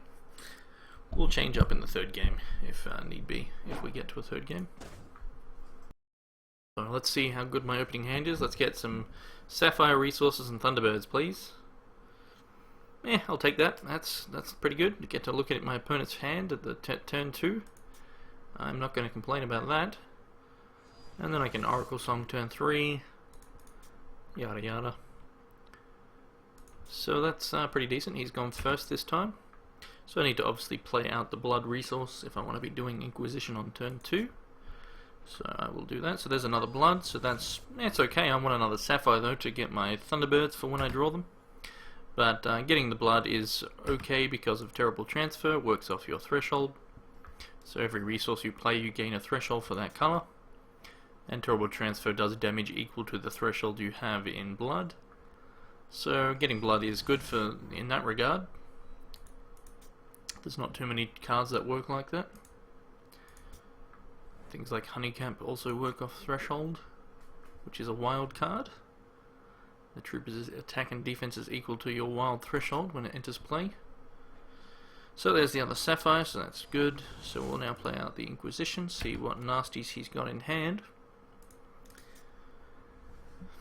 See, now if this was a real draft, what you could do is get a piece of paper, which you can hear, a pen, and then write down all their cards if you so chose. So he was praying I didn't have this because he must have some pretty nice cards. We'll rat to find out. So Relentless Corruption. Probably want to get rid of that. I mean, he's got... I can deal with this. This is a bit of an annoyance, but not a big deal. I'll get rid of the Relentless. And then he's got, for example, I could write down he's got resources. Well, that's not important. But he's got basically 3 troops, 3 drops. So they're going to be coming pretty quick. But definitely not letting him keep the Relentless. That'll give him too much advantage over the course of the game if it goes late. especially if he picked up more than one, which probably unlikely. I mean, probably getting rid of it is not the best thing to get rid of, because he could have just stole a resource and that was, but if he drew again in the game, if he was to steal a Malice Demon or something, that would be troublesome. So yeah, he had the Wailing Banshee and the Wind Whisperer and the Pegasus. So I'm just going to write down Flyer, one Flyer, one Evasion. Well, they're both Evasion obviously, but semi-evasion because I have blood troops so I can block it, and then the Wind Whisperer.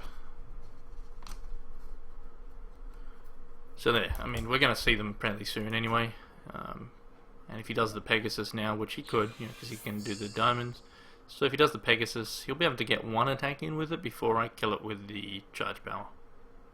Or if I kill it with an atrophy as well, I could do that, which is probably what I would do first. So it gets me another card, and I can save this for leaders. Would probably be the best course of action. So he's thinking about what he wants to do here. He's got obviously those three choices, plus he may have also drawn something else. But he can do the Wind Whisperer, which doesn't really do him anything at this point. He wants to put aggression down because I got nothing on the board. So his best choice is the Flyer or the I forgot the name of it, the Banshee. If I was him, I would probably just throw out the Banshee just because of my charge power, which he knows I've got. But either way, either of them would have been fine. Like, this is gonna do damage to me, and I can't kill it with the charge power. I'd have to use the charge power and the atrophy. But yeah, it's something I will be able to block with troops once I get some blood ones. So for now, I'll just let it sit there. Can't really do much, don't have much choice about it, so I'll just draw some cards. So replacing this one card with two, so another bloody resource. So I mean, getting that resource is not bad because I do, I can play out the one Sapphire when I need it, which will be soon because this guy's 2 threshold, and he'll be able to filter out the other Sapphire, and I'll play out the Bloods because of the terrible transfer. So he can now play out the Birdie if he wants to, which I'd be surprised if he didn't. Well, unless, he's had 2 draws since, I've seen his hand, so he could have something better. Because he knows the bird will die. So he's bringing it out anyway. It still gives him 2 health, so it's not horrible. So I'll probably just play the Atrophy next turn, play a resource, and then the turn after that I can play the Stone Claw. This, meanwhile, will be hurting me, but I'll be able to gain health back with this. The longer I keep the terrible transfer. Oh, okay, right. He does have the. Yep, what he did there was smart. That's yep, that's what he should have done. That's what he's done. So yeah, he's using his charge power to make it so that's out of range of my. I mean, I can still kill it, and I will because I don't want to be taking 3. So I'll have to atrophy and charge power to kill it. Which not the greatest, but unless of course I draw. I mean, we'll see. We'll see. Yeah, another resource. That's the way it is. So, play out that. We'll use the atrophy. So basically, it's a 1-for-1 trade here. I'm getting a card though after this, and then it's a trade in charge powers because he's used a charge power on it. I'm about to use a charge power on it. So I come out slightly ahead just because I get that extra draw there, but he still comes out better because he's got a threat on the board that's hurting me. But I do have card advantage because I got 7 cards in hand. He's got 3. So obviously I'm in the better position because of that. Had I went first, I would probably be even better off.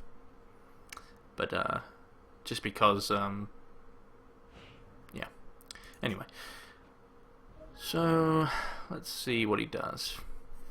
So I can terrible transfer if I choose to, which I might not do just yet. Wind Whisperer, okay. That's an annoyance. That's what I was going to check. Nothing I can grab with the Call to the Grave. So let's see. But yeah, this is a really annoying card because it does, it can just tap your troops every turn. Even like if I get a Malice Demon out, it'll just tap them. Tap it, and then I can't use it. So it can negate pretty much any troop. Okay, that was a good draw. So let's see. Yeah, I'm gonna play this out. just so I can put him down to 1 card in hand. And not only that, I mean, he could tap this so he can keep attacking in, because otherwise I'd block with it and then call to the grave and so on and so forth. So he loses a resource, not a big deal. So yeah, he's probably going to tap the Corpse Fly to push through more damage, which, you know, I don't mind, because I will be able to gain a good amount of health with the transfer. So if he taps me now, sure, he gets through more damage. Yeah, I'll just take that. So he is doing it. That's fine. So he pushes through 2 more damage. Puts me to 14. He's on 22, so obviously he's in a better position. I could kill this, and then I can block with this. You know, I don't really want to use the transfer yet, because the longer I wait, the better it becomes.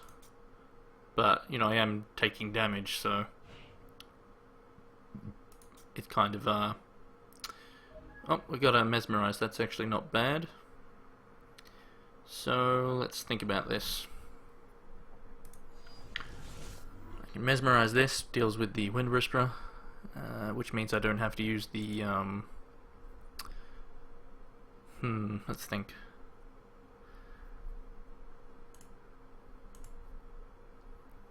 Yeah, and then I can just keep taking, I take damage a bit more, I don't really mind. I mean, ideally I'd want to, you know, I want to do more things during my turn, but I'm limited by my resources. So, I'm just going to mez this, deals with that. And then I will probably block with this, I'll leave it up. Because he could also just have repel or something, which actually I wouldn't be... Let's think. Yeah, I'm going to attack, because if he does have removal I can use the Call of the Grave this turn, which doesn't really do me much, but I'll do it anyway. Whatevs. So he's probably just going to let it, yeah, lets it hit him.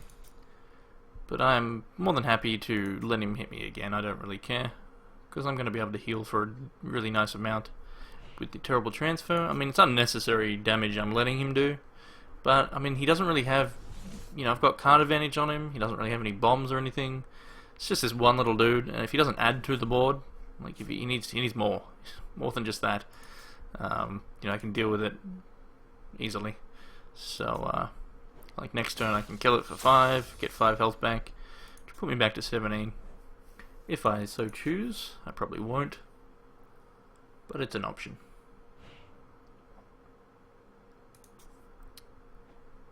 Sapphire Aura, not bad. So play out the blood there. And yep, I don't care about taking more damage from him. Let's get the Stone Claw out. Now, yeah, alright, let's do that.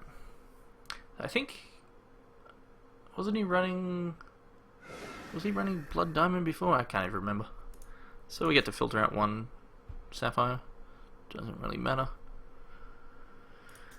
Then we attack in. So it puts him to 18, so I can probably, you know, he probably put me down to 10 if he wants to keep attacking, because like this guy can't block it, only blood or artifact troops can. But yeah, I'm not really concerned about this one thing.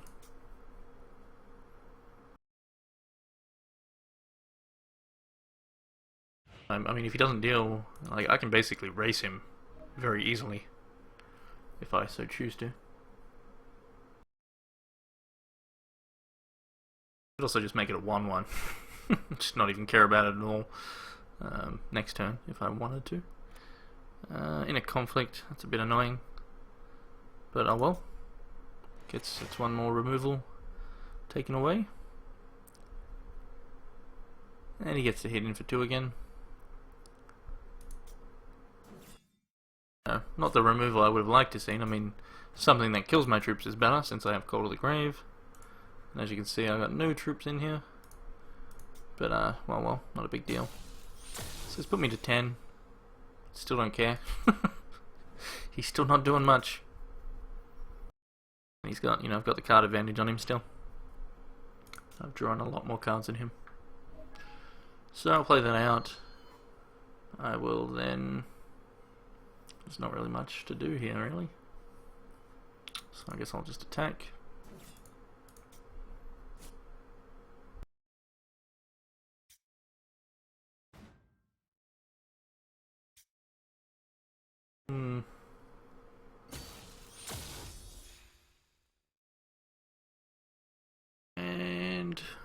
tempted to just, yeah, I'm just going to do this. It's a bit loose, but I don't care. Because I don't care if he does 1 damage a turn with it. Not a big deal at all. I'd rather keep this as long as possible, or use it on something a lot more threatening. So I can turn that into a 1-1, so if I get another troop or an artifact, it'll be able to deal with this quite easily, especially my artifact troops, which are 2/2s, which I won't, you know, this will then be negated, so I don't mind if it does a bit more damage. I'd rather use this on something that has, you know, a really big health or a really big threat. This is not a really big threat. It's done a lot of damage because I've let it, so he's got a lot out of it, but that's only because I didn't really care. So he's gone for more. Don't care. Don't care.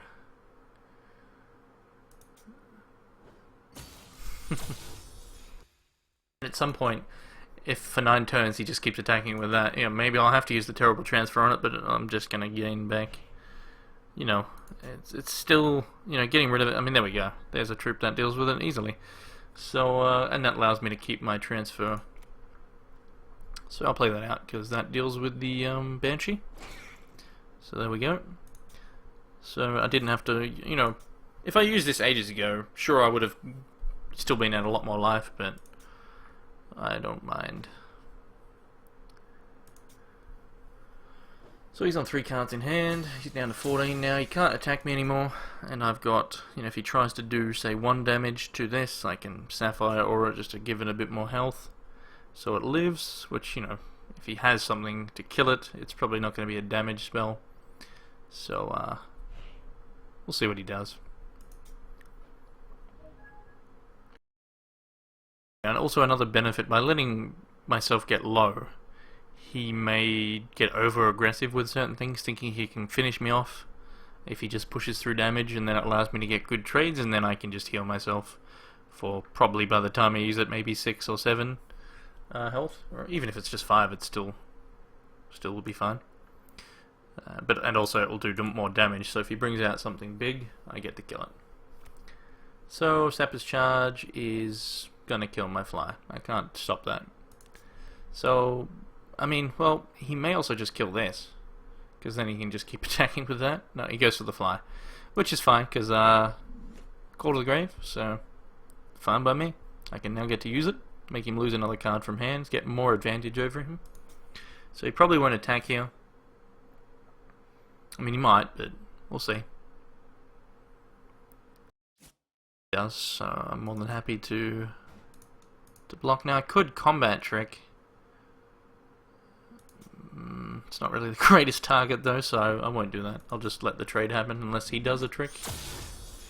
So yeah, I'll just let it die. I don't really care about it. I get battle hoppers, so I got more now.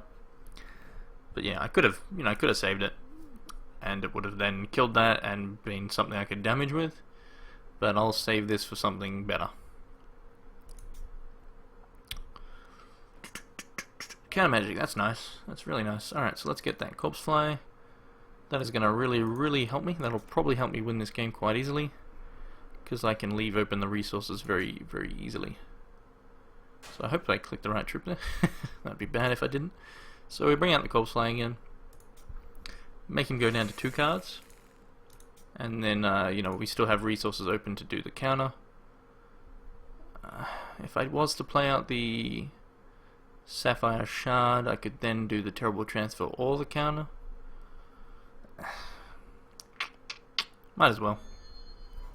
Just gives me there's more options. If it's something I don't feel the need to counter, I can then just let it hit the board and then kill it with the transfer, if it's an optimal target for that. Otherwise I could just counter it if it's something the transfer doesn't deal with, or something I feel the transfer is not worth using on. Or I can even just let it hit the board if it's something not worth using either on. If he does something. So, okay, Captain of the... That's something worth using. Well, let's see. He'll be able to get... I mean, there's only 1 target. Oh, they're both shitty targets. Like, really shitty. Like, he's going to give it +1, so this will become a 2-1, so back to its default stats. Same with the Banshee. Back to a 2-1. So, I wouldn't mind him having either of those cards. I really wouldn't. So I could let this hit the board. I mean, I could also just counter it.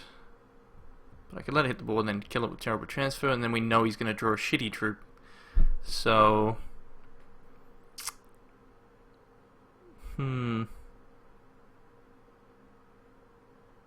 let's let him do it. Maybe it's a bad call, maybe I should have just countered it, but I'll let him have it. And yeah, let him get one of these troops. So we'll see which one he picks. He gets to put it on his top of his deck. He gives it +1/+1, which, you know, as you saw, they're both being negated once. So they're just going to go back to their default state. So really he needs to be drawing, you know, he's now forcing himself to draw one of those troops, which is not really going to help him this late in the game too much. I mean, he's probably going to get the Banshee back because it did so much work for him. So I can't actually see which one he's picking. I wonder if I could have actually just killed this before the trigger. I don't know, probably not. So I'll just kill that now.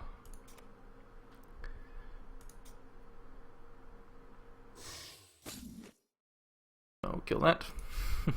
So we know what his next draw is. We don't know what his card in hand is. But yeah, that's fine. You know, all I need to do at this point is just draw some more troops. That's not a troop.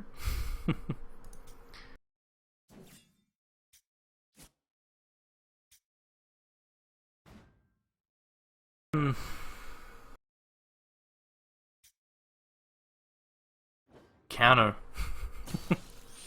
I could counter the troop. I mean, that's pretty shitty, but it is an option. I don't really have anything great, put it bluntly. The Corpse Slayer will be able to deal with the Banshee though, if that's what he picked. Let's check. He didn't. He went for the Pegasus. Fair enough. So it does give him a bit of life back, I guess. So I could counter this right now, but I don't really need to. I can just trade, because I don't want to waste a counter magic on that. It's not a huge threat. So I'll let him have it. It's fine by me. But we're both 14 health. I'm obviously in the better position though because of, well, you know, we've both got a flyer. I've got a couple of ground blockers, but I got the 3 cards in hand. One of them being a very good one.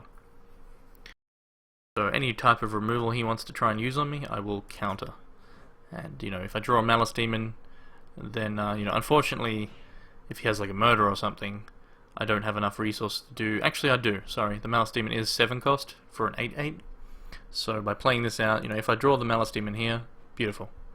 Didn't get it, but I did get something else that's equally good, and that's a 2/2 flyer. Now, the reason why I say that's good, if it lets me play it, there we go, is because while it looks like it would trade with a Sapphire Aura, it wins the fight. So there is that. So do I want to just trade here, perhaps? But not really a need for doing that, since we'll just let him have 1 turn of me doing nothing. And then if he attacks me, I can, you know, like I said, what looks to him like a trade, I can Sapphire Aura, and then if he tries to do a trick, I can counter it, so I will come out on top, and then it will be me hitting in for 5 each turn, so in 3 turns I win. So yeah, that looks fine. See what he does, see what he drew. Now he does, if he hits a resource, he will be able to give this a charge power, which will make it, you know, these guys, I'll just let it trade, basically. I wouldn't waste a Sapphire Aura in that case. So he does get it. Does he use it though? It wouldn't be smart. It would not be smart, but I mean, he's got 1 card in hand. So he's in a situation, so if he attacks here, yeah, so he's attacked. He can't do this, it's a basic action, so he can't do it during combat. So now I'm definitely going to be able to kill it. Nothing he can do to stop me here. Nothing at all. Like, even if he plays the card to buff this, I will counter. So there's nothing, you know, I'm going to come out on top, basically. So when it lets me, I will Sapphire Aura. Terrible transfer. Yeah, I don't think so, buddy. So there we go. I get to counter that. Say I'll be right. And then it should let me now Sapphire Aura. Here we go.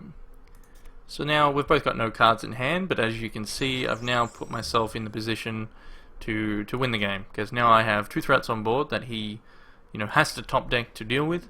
They need to be pretty much flyers or removal. And yeah. And I've got, you know, you know, if I draw a Malice Demon, obviously that's another threat, you know. But yeah, I'm obviously in the better position. So, probably going to win this game. So, proceed to attack.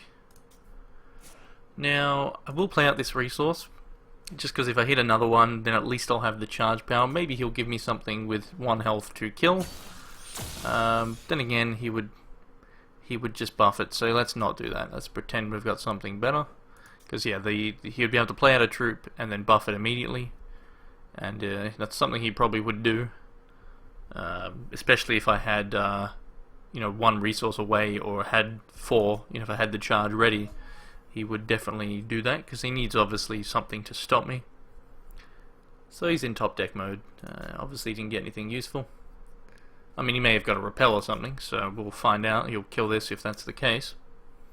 But, you know, I got 2 threats. He can only obviously deal with 1, because he's got 1 card. So, and, you know, let's see what else we can draw. Thunderbird, not bad. It's another threat, so even if he deals with one of these, which probably going to happen, or he just didn't draw anything good, I add another one to the pile, and pretty much he'll be dead very soon. You know, next turn even. The fact that they hit in there means he is pretty much dead next turn. He has to remove now 2 troops. So yeah, because this is 2 damage, this is 2 damage. He's on 4. So even if he removes this, it's still lethal. Hello Baron, how you going? Just in a draft at the moment. This is round 2 and game 2 against this opponent, and it looks like he is dead. GG. So it looks like I'm against Neo in the final. That's pretty cool.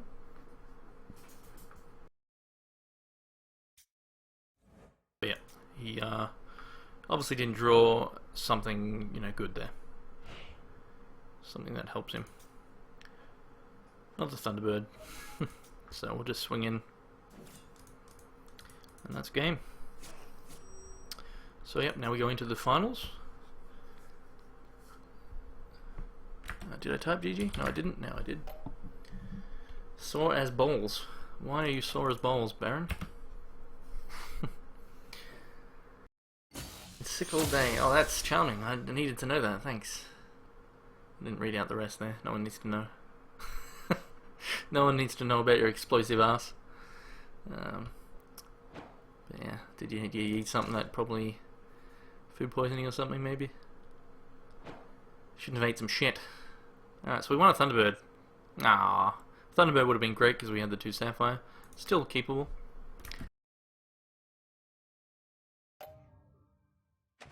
Not the best opening hand. I mean, I've got the threshold though, so I will keep it.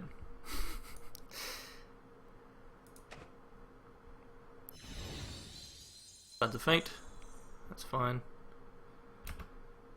So he's going first, so that helps him a little bit. And yeah. Alright, so my dog finally got off my lap so I can sit more comfortably now.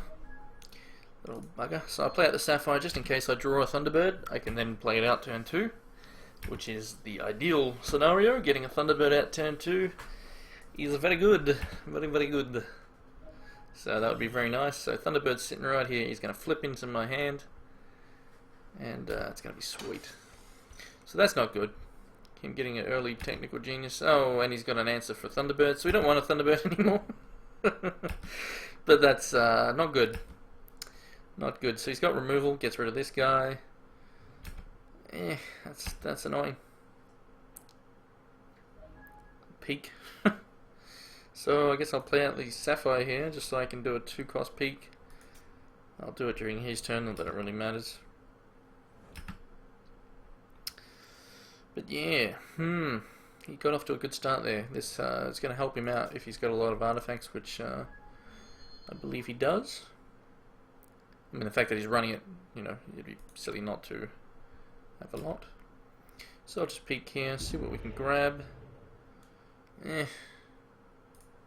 I guess we'll get the Oracle Song, just because he's not really, doesn't really have much of a threat on the board yet. Like, it's just 1 damage, so I might as well just get some card advantage. In saying that, I'm actually going to have too many cards in hand, so that's a bit of a no. Oh, Rocket Ranger. So that's not good, because he will be, I mean, let me read this. Okay, so it's, wow, okay, they've changed it a bit. So it's flying if you've just got one artifact. 3 or more, it's, yeah, okay, so we'll have a charge power. Probably next turn it's going to be a 4-4. That's a big problem. That really is a big problem. Not something I, you know, because he went first, I can't deal with that at all. So that's troublesome. But in saying that, I do have a bit of a play here. I will be able to make him use this artifact by giving him a target. So I'll do that. So I mean I have to. I mean I don't really have... I mean he might not use it, because he may just bring out a troop and make this a 4-4 and then I can't block it, you know. So he'd probably do that. That'd probably be the smarter choice. But, you know, maybe he'll kill it, but probably not. Because it is an artifact on the board. He doesn't need to kill it. He just wants this to become a 4-4 and kill me with that. So, one more artifact. Nope, okay, oh, damn. Now, luckily, I'm going to be able to kill Urig with the charge power plus atrophy. Because that would get crazy out of hand. I mean, sadly, I would prefer to kill it with just a single thing, but oh well. Not much choice here. Not much choice at all. So we'll play out the blood. We'll do the charge power. I mean, I don't have a choice here. I have to do it. This is still going to be a problem though, but I can't let this guy keep, because it can transfer stuff into warbots and so I have to do that.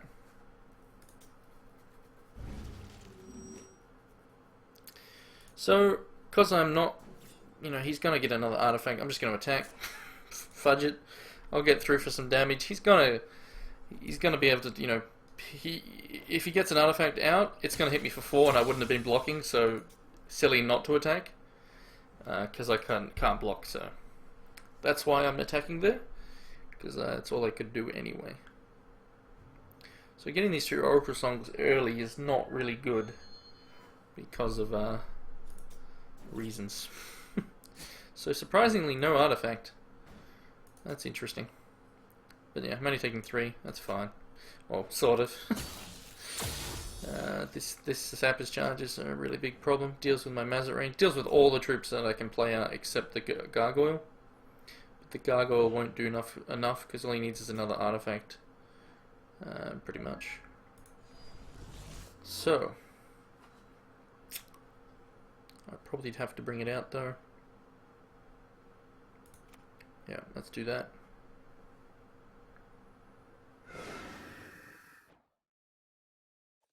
Sapphire, because we don't need more Sapphire. We do need more blood for terrible transfers. So, I'll just attack... Well, let's think about this. Yeah, I'll attack him. If he makes this a 4-4, which is likely, then, you know, sure I could have double blocked. So yeah, okay, he's using that. That's good. That's good, that's fine. It gets rid of that really annoying Sapper's charge. So now we can actually bring out Mazat Rangers and Thunderbirds, perhaps. And now this is probably not going to be getting to that 4-4 state yet, so another resource. So maybe he's just got a lot of resources in hand and he knew the fact that he wasn't going, you know, you'd have to draw an artifact to get that to work. So, I mean, he's going to get the artifacts eventually because of his charge power. That's okay. So we get rid of the Sapper's charge, which is the more annoying thing. Counter magic is rather nice. So, what do I want to do here? Choices. I can bring out the Thunderbird, leave the counter open, or I could just Oracle Song and leave the counter open. Because the Thunderbird's not going to get through. Pretty much.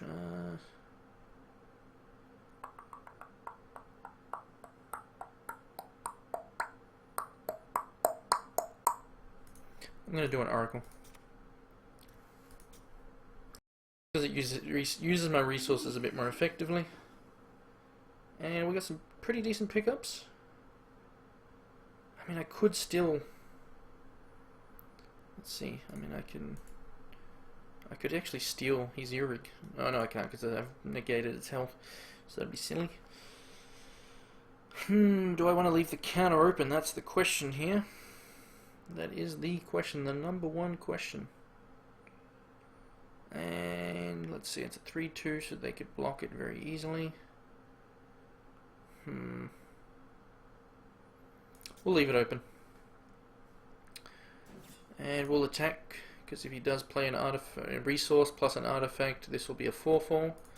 So I might as well attack now. Maybe he has a combat trick.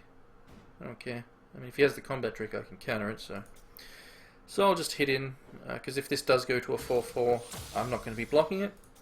So, I have to take that into consideration. I'm not going to just, chump block with a 3-3. Let it die. So, let's see what he does. Now, if he tries to play out a big artifact or something, that's perfect. Like, that's what I want to see. I mean, he's going to get a second artifact here. But now I want to see him play, like, a Terrabot or something. Like Gearsmith. I mean, that potentially can grab him an artifact. And he'll still be, So we'll let him have this. Even though, maybe he'll grab something with it, and then we can counter something more dangerous. So you got a Sappers. Definitely not the best target, but oh well. We'll just counter it. I don't want to have to deal, it just kills too many of my troops. So we'll bugger that off. So we're going to now take 3 damage. Terrible transfer at some point would be nice. But next turn I can bring out the Thunderbird and the Mazet Ranger, which should be also nice. And depending on what I draw, we'll have a look. We'll see. I mean, the Brood Creeper doesn't really do me anything because it can easily be blocked. So that's why the Mazet Ranger and the Thunderbird, they've got the evasion. Inquisition. I have to do it. I mean, he probably has a resource. That's a tough one. I'm going to do it. It's probably a resource. I'm almost certain it's a resource. But, I can't... Oh, nope, it's a counter. So, I mean, at least we make him use it. So that's fine. Because he was going to lose it, so that actually works out good, because now he can't counter my Mazet Ranger. So we'll play that out. So that's good. Get rid of his counter. And we can now swing in. Sure, we take damage in return. But, if he only has the 1 flyer, we can then return with even more damage. In saying that, though, he can still do, if this goes to, which it probably will go to a 4-4 next turn. So 4-5, 6 damage, put me to 7. And then I can follow up with 7 damage, which will put him fairly low. So, yeah, it's, yeah, we'll see. We'll see what he does. See what he's top decking at this point. So if you get a resource, that's not good for him. An artifact's good for him, because that makes it so he does more damage. Unless, of course, I'd probably block, actually, if it did. It's worth getting rid of. If it goes to a 4-4, that is, it's worth getting rid of. So, let's think. So he's attacking. Okay, so he's just attacking with those ones. He wants to be able to block me. So that's fine. So he's only doing 2 damage. Obviously, I'm not going to block those. So what can I actually grab? I can grab the artifact. Was that a mesmerize? Yes, it was. That's a bit of annoyance. But oh well. So nothing I really want to grab with the Call of the Grave. But yeah, I'm in an okay position here.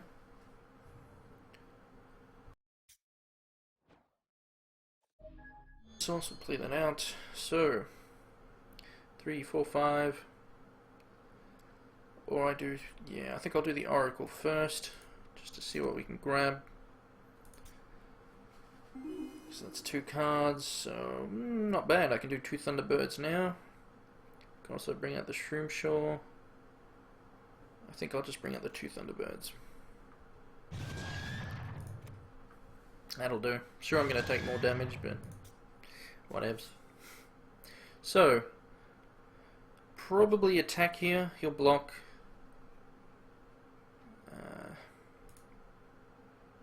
Yeah, I'm just going to attack.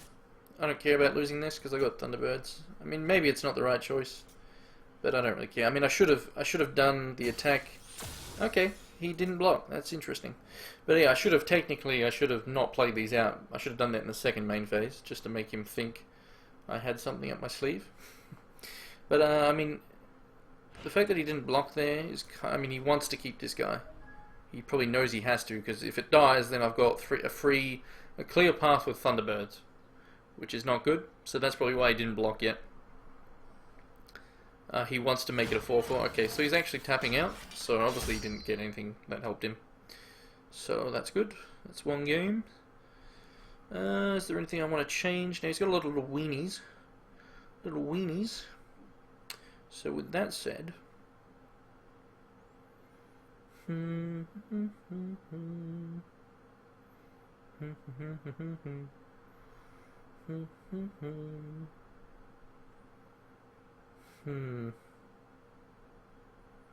So the 1-1 trades, but a 1-3 will do a bit better. I mean, it's not something he's going to want to use removal on, so it'll stop his little dudes from... Probably do more than the Shroom Shore, basically. So I'll get the Demented Demolisher instead.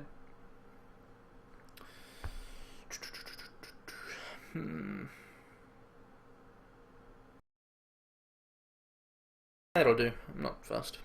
We'll see how we go. So game 2.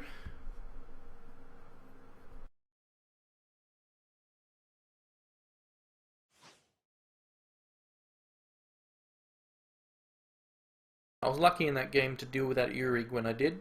If I didn't, that game would have been his game very easily. That Urig would have just made too many artifacts and turned them into big dudes, and yeah, would have been really nasty.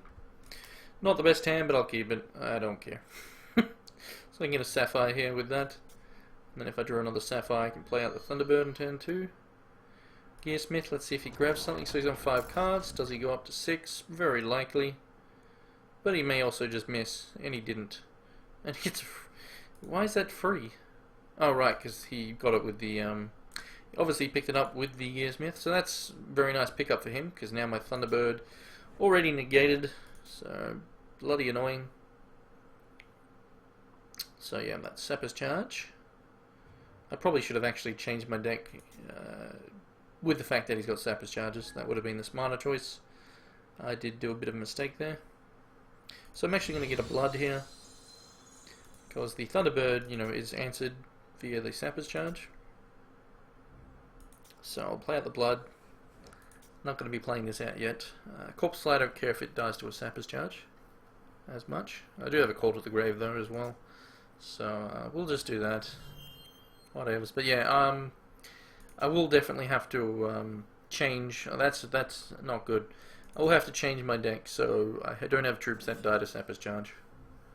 If I can. Like I may splash Diamond to get the Shield Trainers, just so everything has a bit more health. Wouldn't help with the Thunderbirds or the Corpse Slides, because they would still only be at 2 health. So that was good. Nice pickup there. Get something. Get to see his hand and remove. But yeah, I do need to hit a resource. And this construction plans Warhawk is going to be pretty dangerous. I'm not really feeling this game at the moment. I think I'm going to be in a lot of trouble. So the Terrabot I'm probably going to have to get rid of. Yeah, I have to get rid of the Terrabot. So, yeah. I mean, it's not exactly slow either. He's only got 1. When he brings out the charge power, which will be next turn, he'll then be able to add 2. This will be coming online very quickly, like in like 3. You know, in 3 more turns he'll be swinging in with it, and on the 3rd turn he'll be swinging. Maybe even sooner, depending on what he plays out. So we can add more counters here. So next turn he will have this ready and tapped, and then the turn after that will be when it starts swinging in and killing me. So that's not good. Now the cost of it, let me actually check here. It's 5. Okay, so that's even worse, because my Rockcaster won't deal with it. So yeah, and I'm probably just screwed here. Probably just screwed. Not hitting a resource there is not good.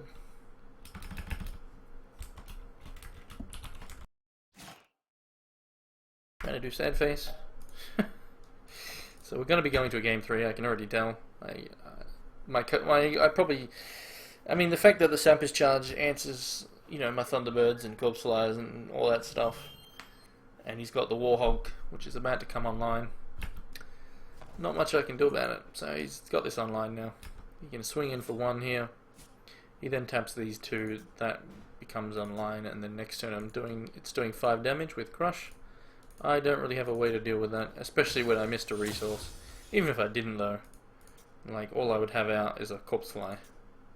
It's not going to do anything. So, and he's got a very good board presence. So yeah, GG. So we'll concede that one. That's not going to happen. So I want to change my deck now to in accordance to what we saw. So let's think. Let's think. The Thunderbirds are answered. We're not really getting great stuff out of Sapphire. Like, there's good stuff, but not great. So let's get rid of Sapphire completely, just for the lols. And let's add Diamond. So we want the Shield Trainers, because they're what's going to do a lot. 5, 6, 7. Do I have enough diamond cards? I hope so. I mean, these diamond cards are still going to get killed. There is that. 38, so we'll grab the artifact, and we'll get that as well. I mean, I could probably do tricolor, but whatevs. Like the Repel will help against some stuff like the Warhog, if he gets that online early again. Still, it's going to come down to getting the Shield Trainers out and him not killing them before I can at least buff.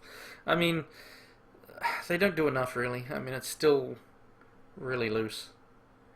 I still got too many cards that get answered by a freaking Sapper's Charge, and he's got multiples of them. So, with that said, I mean, not much I can change, though. So, there is that.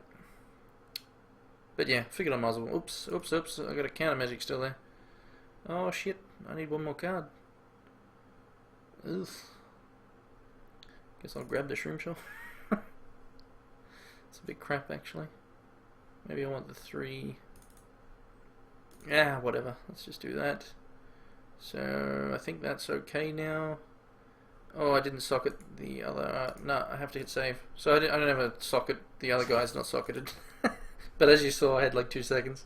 But the other artifact I added there, I mean, unless it defaults, which it does in certain cases, but I don't think it would have in this case. So, a bit of a mistake there. But, you know, limited time. But, well, it's a bit of fun. So, pretty bad opening hand there. I'll keep it anyway.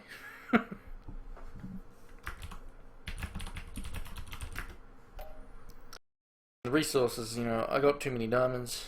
I probably should have done 6 and 9 of the blood, since all the diamond cards are single threshold, except for the Eternal Youth. But yeah, I mean, I had limited time to change it. I probably, had I known I was going to do that straight away, I probably would have been able to adjust better. But considering I decided halfway through, oh well. So Neo is thinking here, so maybe he doesn't have a great hand. So maybe he's going to discard. Nope, he doesn't. So I'll keep mine, even though it's pretty bad. Like, this is a pretty bad hand. So, oh well. If I can get this guy out and there's no Sapper's Charge to kill it straight away, and I can start buffing it, that will help. But yeah, pretty big if. So I'm going to play out the blood first. I don't want to give him the information straight away that I've gone to diamond. So I play out the blood. He's gone first, which is a bit troublesome again. But I will. So yeah, next turn I can play out the totem, unless of course he brings out a Sapper's Charge. If he doesn't, then potentially he'll be safe. Or even if he does bring out a Sapper's Charge right here, well, you know, if he did, then yeah, I wouldn't be able to buff it.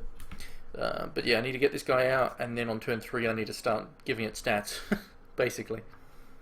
And then getting a Repel would be nice, deals with the Warhog eventually. So another blood. So you can't play out a Sapper's Charge and use it, even if he makes it a decreased cost. Because the only way to make it decreased cost is with a Technical Genius or a Gearsmith. Oh, in saying that, he could hit a resource, play a Gearsmith. You know, he would have to get things, get really lucky to get that specifically. Like, you know, get like a, for example, a Technical Genius plus a resource won't work. He won't have enough to use it. But a Gearsmith, resource Gearsmith, and the Gearsmith grabbing the Sapper's Charge. So actually, I guess if he has it and a resource, it's dead. So it looks like he doesn't have a resource. So I mean, obviously, I didn't even, for some reason, didn't even consider the fact that he could just have it in hand. He doesn't obviously need to. But yeah, I mean, if he had the resource, he would have been able to kill my dude right here. So that's very lucky. So obviously, I now +1 it. Get it out of the Sapper's Charge range. And then we swing in for 3. Shouldn't be anything he can... No, not for... yeah, so that's fine. That's good. Now it doesn't... It can die into 2 Sapper's Charges. But he's missed a resource. So that's very good for me. Very good indeed. He'll probably... I mean, if he hits a resource, he'll bring out a... Okay, well, another construction plans. So killing, he didn't hit a resource. So okay, so this is why he really wasn't sure about keeping his opening hand. It was a risky keep, and it's not really paying off for him at the moment, as you guys can see. So I guess I don't need the other diamond. So let's think. If I play out the Corpse Fly, or I just buff this.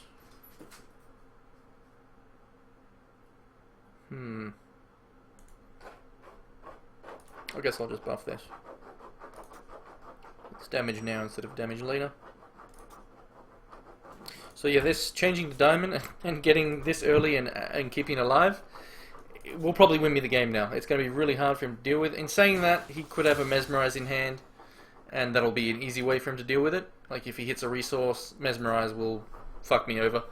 That'll be really bad, but I've got decent amount of damage in with it, so it won't be horrible. But yeah, I mean, that's probably what we're going to see here.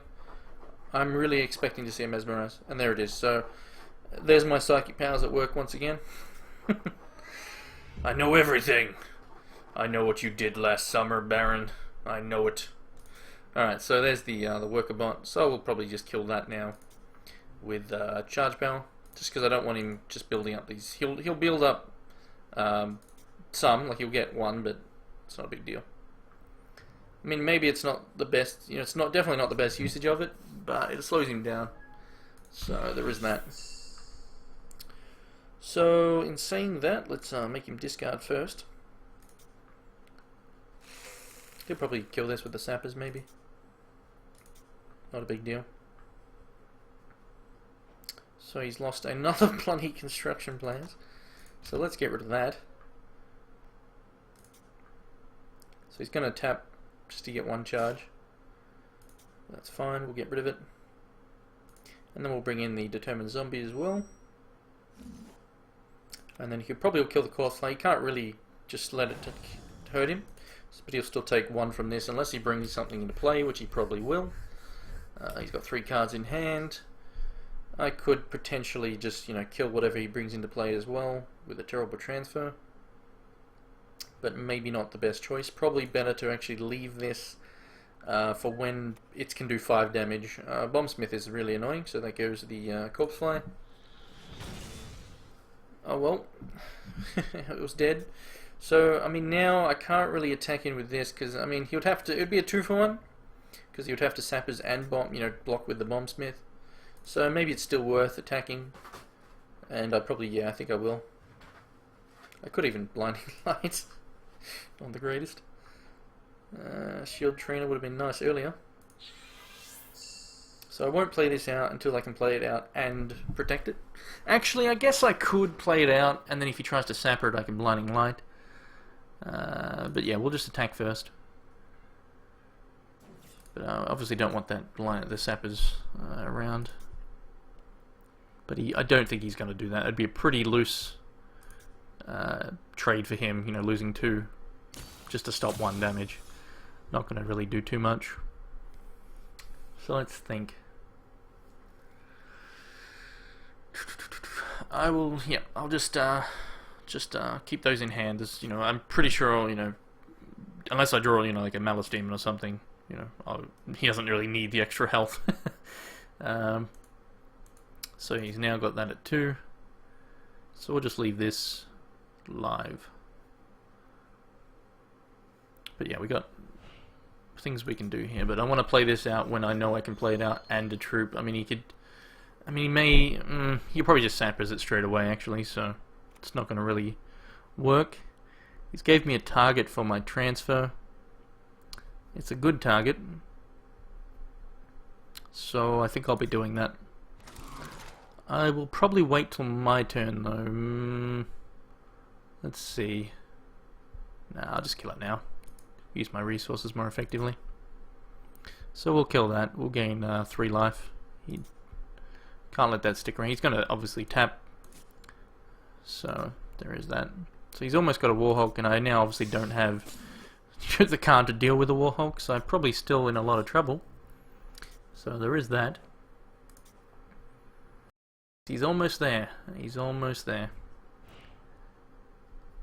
That's not good. We want to get a Malice Demon. Repel, perfect. That's what I talked about earlier in the game. Repel, very helpful.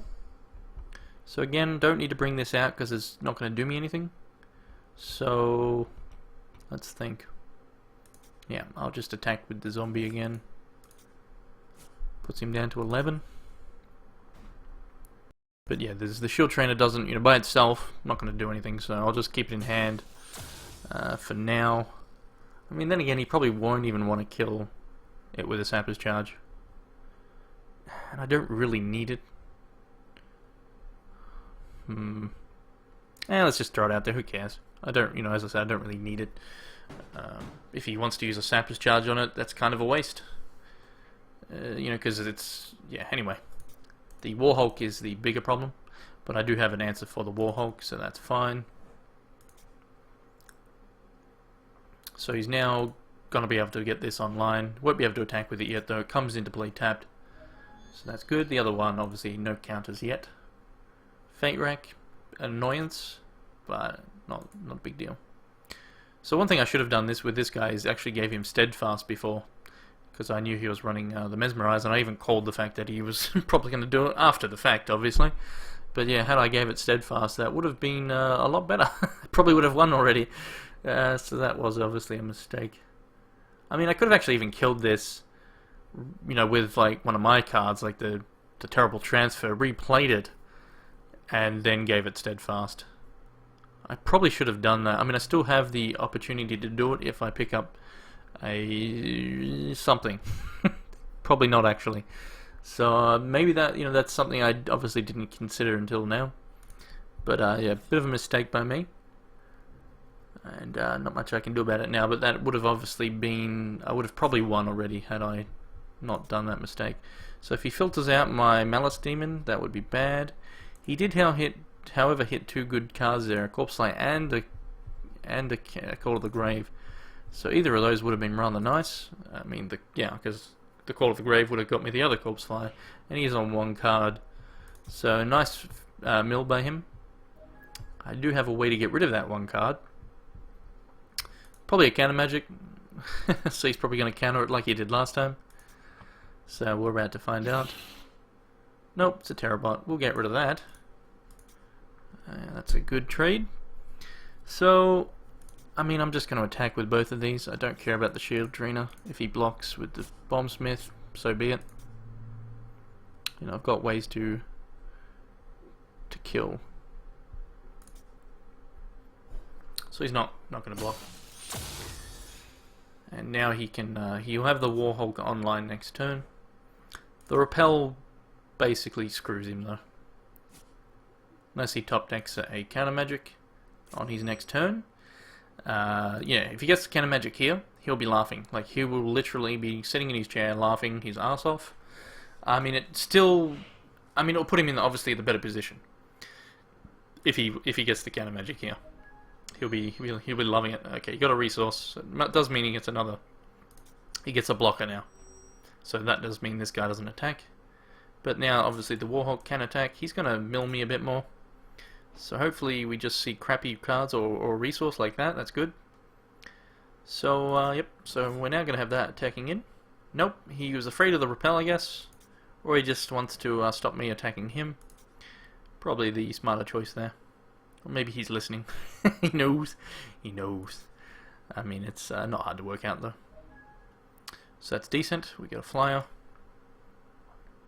But yeah, I really should have just gave this guy steadfast before, or even just killed him myself. Because yeah, it's such a powerful troop, especially with all these resources left open, and I could have been buffing it to high heavens, and just yeah, it would be pretty much impossible for him to deal with. So yeah, sadly I didn't do that. If I get a chance to do it, I will. If I can kill it and replay it. I don't think there's anything else in my deck though that I can do that with. So obviously I can't really attack here.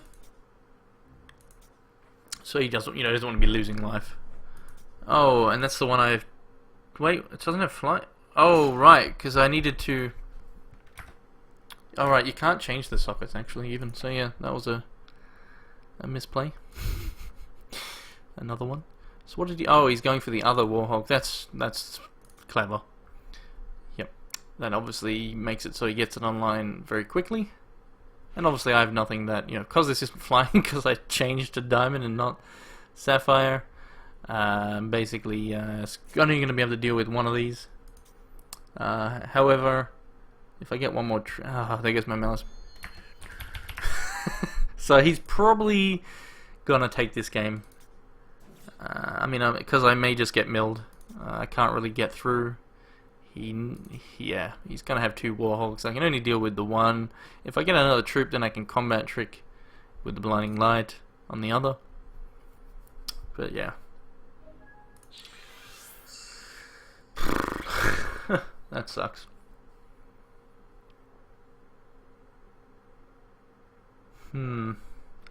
So, I could make it a 4-4. And then I could block with all these and blinding light. That is an option.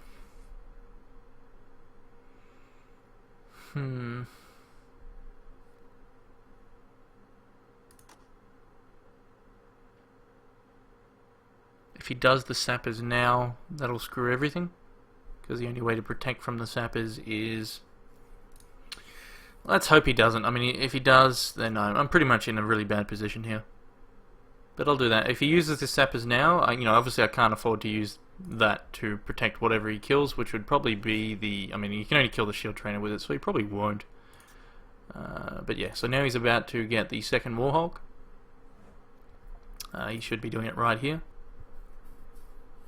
So I expect to see, there we go. So now he's got a 5 cost one, which is the one I will obviously repel. The other one I will use the blinding light to get rid of. And that'll help. I mean, that'll be really good.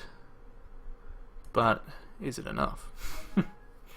Because he got rid of my Malice Demon, the mongrel. And I don't... Let's actually check. Did he get rid of all my Call of the Graves? Yeah, both are gone. So that's not good. And this not having flying is probably going to be the reason... I mean, there's a few reasons why I'm probably going to lose this game. So let's see what he filters out. Oh, not filters, but mills. So nothing too important there. But I'm probably going to lose. Yeah, so he knows what he has to do here. He's a jackass. So I need to basically kill this. I got nothing to do. Nah, he wins. He can just use these as blockers forever now. He knows not to attack into me.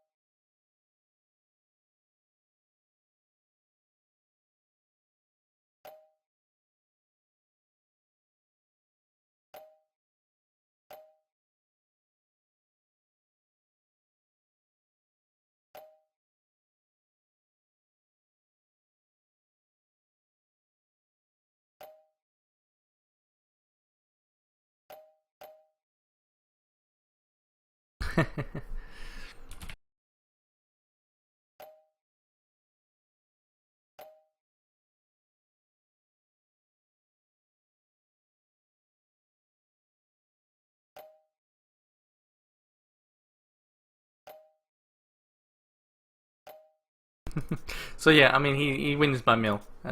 He's not going to attack in. So yeah.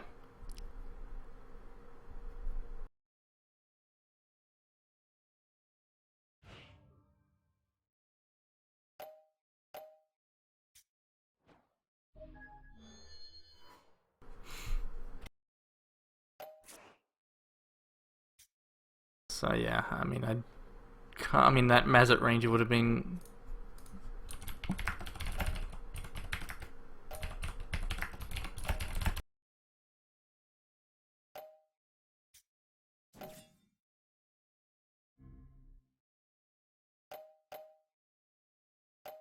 Right, so there's actually, yeah, I don't really have any flying troops because I mean, besides core flyers and stuff like that. But yeah, I'm just gonna get milled out most likely. Ooh, nope, that can get blocked by artifacts. God damn. Well.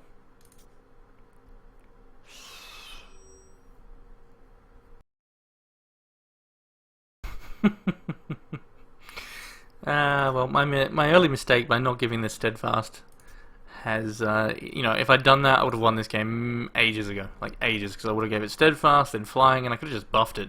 And there was pretty much nothing he had that, you know, nothing he's done this whole game that would have dealt with a living totem with all those things I could give it. So, big mistake. Oh well. And I, you know, not only that, you know, changing to blood diamond, and now my troops aren't, you know, the sockets don't work because you can't, you know, I didn't have enough time, and so, but yeah, this here would have helped a lot. Losing that Malice Demon was a big one. I mean, it's not over yet, but it's very likely that I am not going to get anything to help me here. Very likely. Yeah, so obviously a resource doesn't help me. So let's think. Let's let's give this guy steadfast. Actually, you know what I should have been doing technically, and you know, I mean, I don't think I have anything that directly can remove this, like a murder or something. I'm pretty sure I don't, but technically I should have just been buffing it just in case. I would, you know, I could have even been doing it before. But you know, you learn. I will now obviously consider that sort of stuff in the future, especially when, you know, you've got calls to the grave and stuff like that. But yeah, I could have been buffing this guy the whole time. So let's just give it flight for the lulz.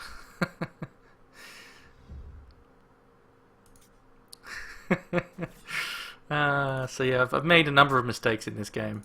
You know, in looking back, I could have done many things that would have won me this game.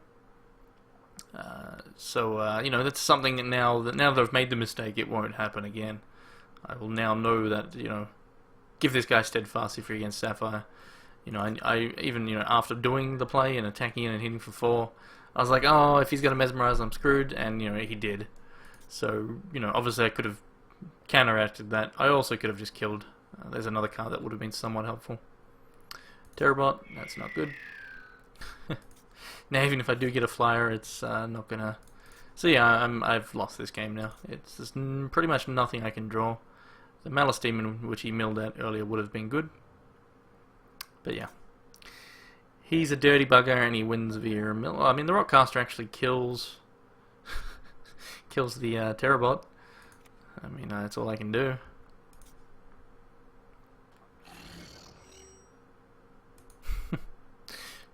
Doesn't really do anything else though.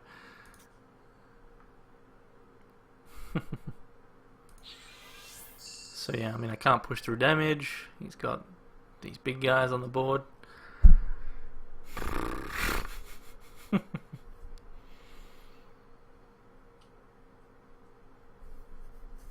Pretty much nothing I can do. So let's think. If I attack with everything, he blocks there and there. No, I mean, next turn, no, I'm going to be getting milled. Let's just, yeah. Let's just let him win. There's pretty much nothing I can do here.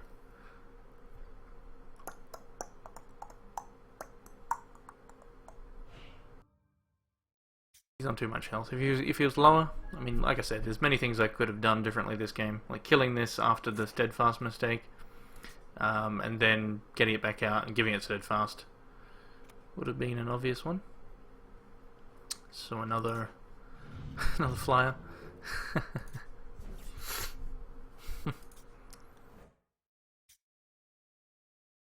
I am milled his next turn because I'm going to draw one. So we'll just see what I get, and then we'll just attack with everything. I mean, it's a resource, so whoop-de-doo. So yeah, let's yeah, let's just attack. I mean, obviously he wins.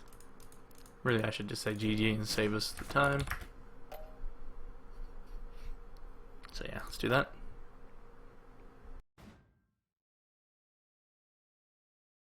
Obviously he can block.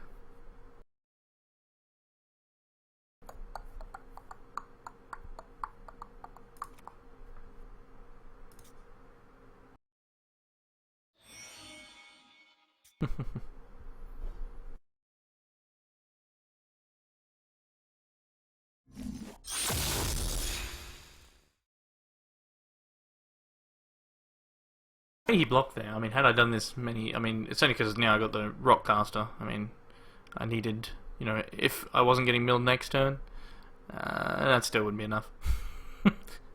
Anyway, so he wins. Forgot to repel one of my own troops there. Oh well. That was pretty much nothing I could do. Too much. The mill in limited is very good because you're running obviously a limited amount of cards, 40 cards. And that's game.